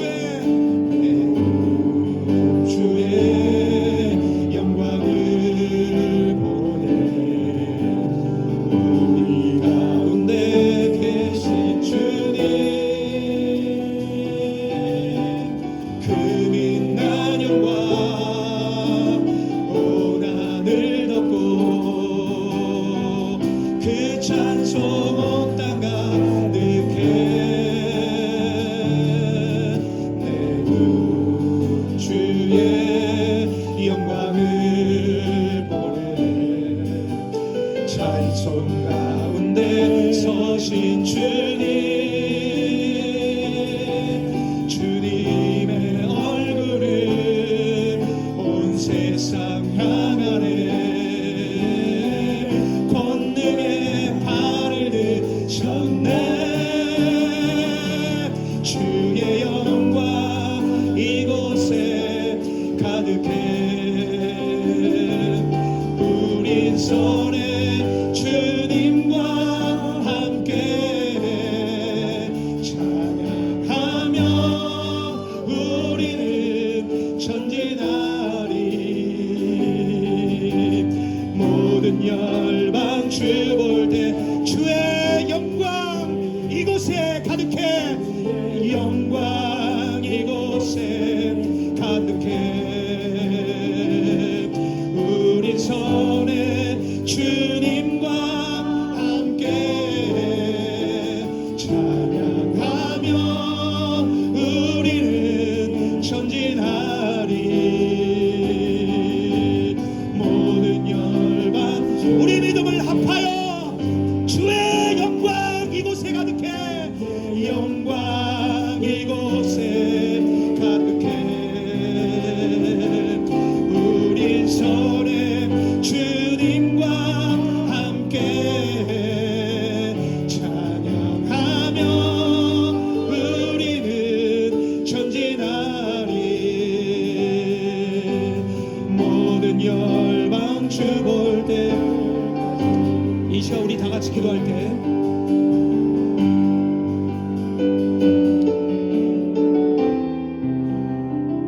이미 마지막 시대가 시작됐습니다. 이미 2000년 전부터 영적인 세계가 다 움직인 겁니다. 다음 우주의 포문도 열렸고 그 나라가 완성될 준비가 이미 됐던 거예요. 그러나 교회들이 잠자거나 다시 타락하거나 또 수많은 나라와 민족들이 이 그리스도의 십자가와 부활의 영광을 거부하며 저항하며 저주하며 그 초롱성들을 쌓아왔던 겁니다. 이제 이 전쟁의 역사가 끝날 때가 가까우고 있습니다. 이 믿음을 합할 수 있는 모든 분들 이 시간 우리의 믿음을 합하여 같이 기도하기를 하나님이 일하실 터이나 그 마지막 때에 당신의 백성들 이 믿음을 합하며 그리스도의 피를 증언할 자들과 더불어 이 일을 행하실 줄을 믿습니다. 어찌하든 주님 우리를 사용하시기를 기도합니다. 나의 일들이 아니라 하나님 나라 완성하여 주옵소서. 주께서 예언하시고 작정하신 하나님의 마지막 나라의 완성, 그 나라를 향해 가는 것을 저도 이 시간 전력을 다해 전심을 향해 동의하며 믿음을 합하며 주님과 함께하기를 작정하오니 주님 이 시간 저희 머리 위에 안수하여 주시고 우리 모두에게 기름 부어주시고 2000년 전 오순절 다락방의 하늘의 문을 열어 각 나라와 족속과 백성과 방언의 말들을 펼치셨던 그 주님, 주님이 작은 자들 가운데 역사하여 주시옵소서. 우리 가운데 임하여 주시옵소서. 비전을 허락하여 주시고 꿈꾸는 자들이 일어나게 하여 주시고 예언하는 자들이 일어나게 하여 주시고 다음 우주의 권세를 땅에 쏟아붓는 하나님의 사역자들 되게 하여 주시옵소서. 여러분, 땅에 묶였던 것들이 이 시간 생각나거든 내어치셔야 됩니다. 결국 바벨론이에요. 결국 근성 바벨론으로 무너졌도다 무너졌도다. 땅에 마음을 두지 마시고 이 땅에 속한 것들에 매이지 마시고 땅에서 움직이나 땅에서 돌파하나 믿지 않는 자들과 이 바벨성 한가운데 거하나 그러나 하늘에 속한 자들, 하늘의 영광을 향해 나아가는 자들, 그것이 저희의 정체성입니다. 주님 저희 가운데 역사하여 주시옵소서.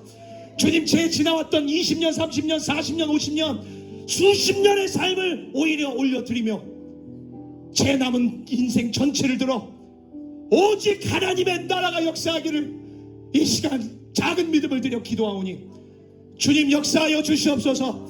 주님 임하여 주시옵소서. 주님 저를 사용하여 주시옵소서. 우리를 사용하여 주시옵소서. 우리 다 같이 함께 기도하도록 하겠습니다. 함께 기도하겠습니다. 주님 역사하여 주시옵소서. 아버지 하나님 역사하여 주시옵소서. 주님 마지막 때에 눈을 열어 주시옵소서. 임박한 마지막 때 주의 행하심과 주의 일하심과 주의 성취하심을 보는 자들 주님 우리 가운데 일어나기를 기도합니다. 이방인의 마지막 때, 이방인의 마지막 때 남은 자들과 같이 주님을 바라보며 주님을 붙잡으며 일어나는 자들 되게 하여 주시옵소서.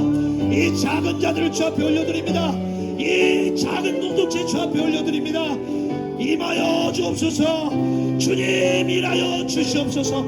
사람의 일이 아니요 사람의 사역이 아니요 다음 우주의 영광, 다음 우주의 그 권세가 이 작은 사랑의 공동체를 통하여 이 땅에 쏟아부어지기를 기도하오니 아버지 우리를 사용하여 주시고 우리를 인도하여 주시고 하나님 아버지 우리 가운데 역사하여 주옵소서.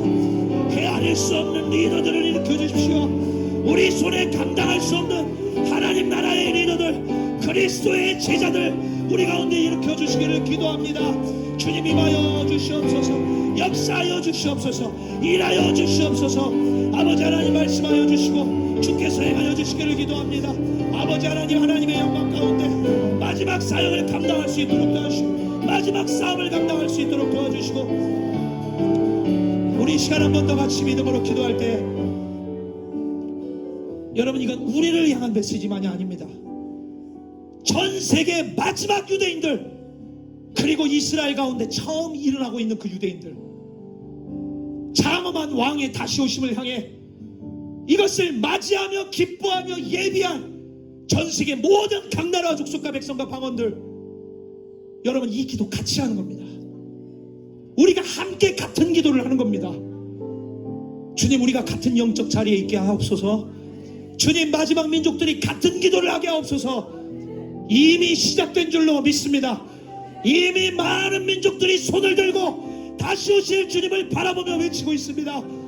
우리 이 시간 다 같이 믿음의 손을 들고 전 세계 마지막 일어나는 마지막 이방인들을 향해 다 같이 믿음을 합하여 기도할 때 하나님 이것이 나의 싸움이 아니요 우리의 싸움만이 아니요 마지막 모든 민족들의 싸움인 줄 믿습니다. 주님 같이 싸우게 하여 주옵소서. 우리 모든 민족의 청년들, 형제자매들, 리더들 눈을 활짝 열어 주시옵소서. 한 믿음으로 하나의 항호를 이루고 싸울 수 있도록 주여 이 시간에도 하늘을 열어주셔서 이 땅의 수천 년의 역사 가운데 재물이 없어, 먹을 것이 없어, 건강이 좋지 않아, 전쟁으로 고통하고 눈물을 흘렸던 이들, 주여 이제는 이들의 눈물을 닦아주시고 이제는 하늘의 영광을 부어주셔서 하나님 마지막 하늘에서 휘두르시는 그날 마지막 주수를 향해 나아가게 하여 주시옵소서.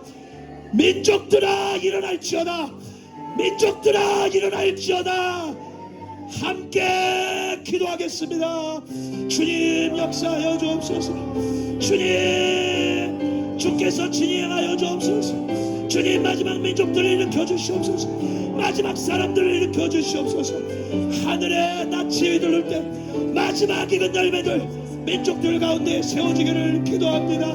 주의 오심을 향해, 주의 다시 오심을 향해 기뻐하며 즐거워하며 주 앞에 나아가기를 기도하오니 하늘아 열릴지어다, 민족들의 하늘이 열릴지어다, 성령이 임할지어다. 역사하여 주시고 마지막 민족들 즐거워하며 기뻐하며 이 땅에 매인 슬픔의 눈물로 가득 찬 이들의 눈물을 닦으시는 주님을 바라볼 수 있도록 주님 인도하여 주시옵소서. 일하여 주옵소서. 우리의 기도가 이에 함께하게 하여 주시고 함께 나아가게 하여 주시고 같은 기도, 같은 믿음, 같은 전쟁을 향해 항우를 이루고 싸울 수 있도록 주님 역사하여 주시기를 기도합니다. 우리 이 시간 마지막으로 같이 이 사랑의 공동체 올려드리며 같이 기도하겠습니다. 주님 사용하여 주시옵소서. 주님 유기적인 공동체가 되게 하여 주시고 각자들이 기능을 하되 하나의 영, 하나의 영광으로 마지막 시대 비전으로 우리를 충만하게 하여 주옵소서. 기관들이 아닙니다. 생명체예요. 유기적으로 움직이는 겁니다. 하나님 붙잡아 주시옵소서. 붙잡아 주시옵소서.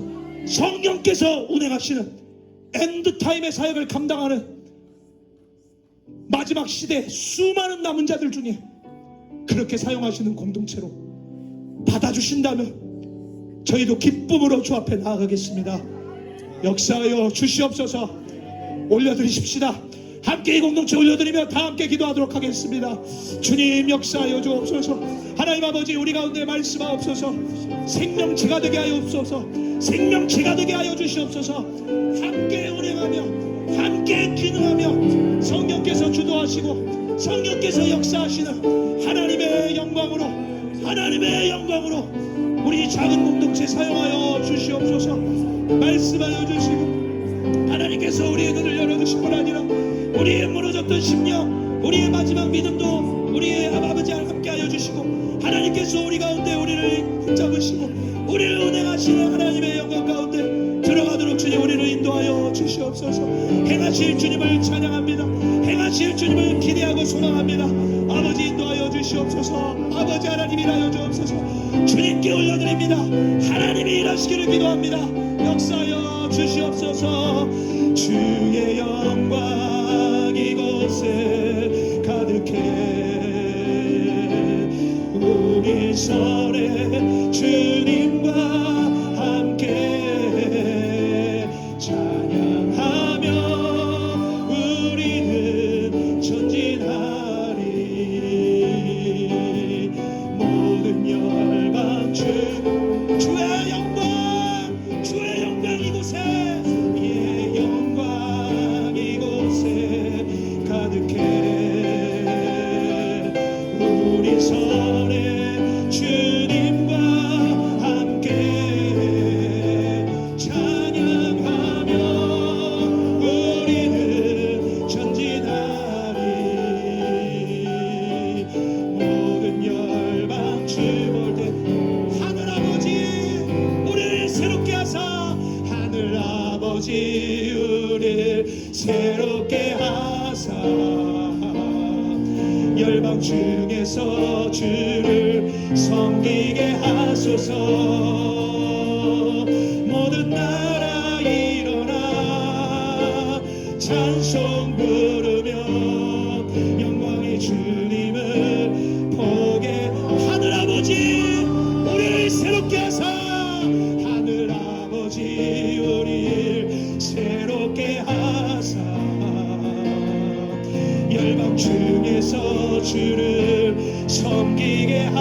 하소서. 모든 나라 일어나 찬송 부르며 영광의 주님을 보게 하소서. 주의 영광 이곳에 가득해. 우리 손에 주님과 함께 찬양하며 우리는 전진하리.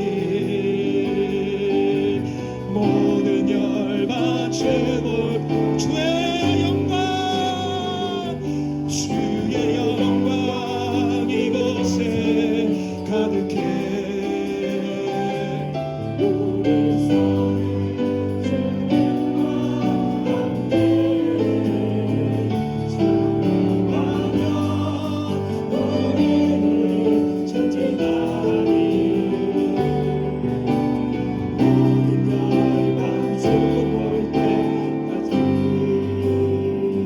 기도하겠습니다. 하나님 아버지, 은혜와 사랑을 감사드립니다.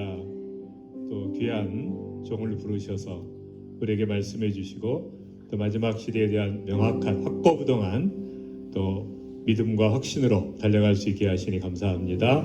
하나님께서 마지막 대추수의 역사에 저희 공동체를 사용해 주시고 또 저희와 동역하시는 하나님, 살아계신 하나님, 오직 우리가 어린 양이 어디로 가든지 따라가는 충성스러운 주의 종들이 되게 하시고 우리 공동체를 사용하시는 하나님을 찬양하며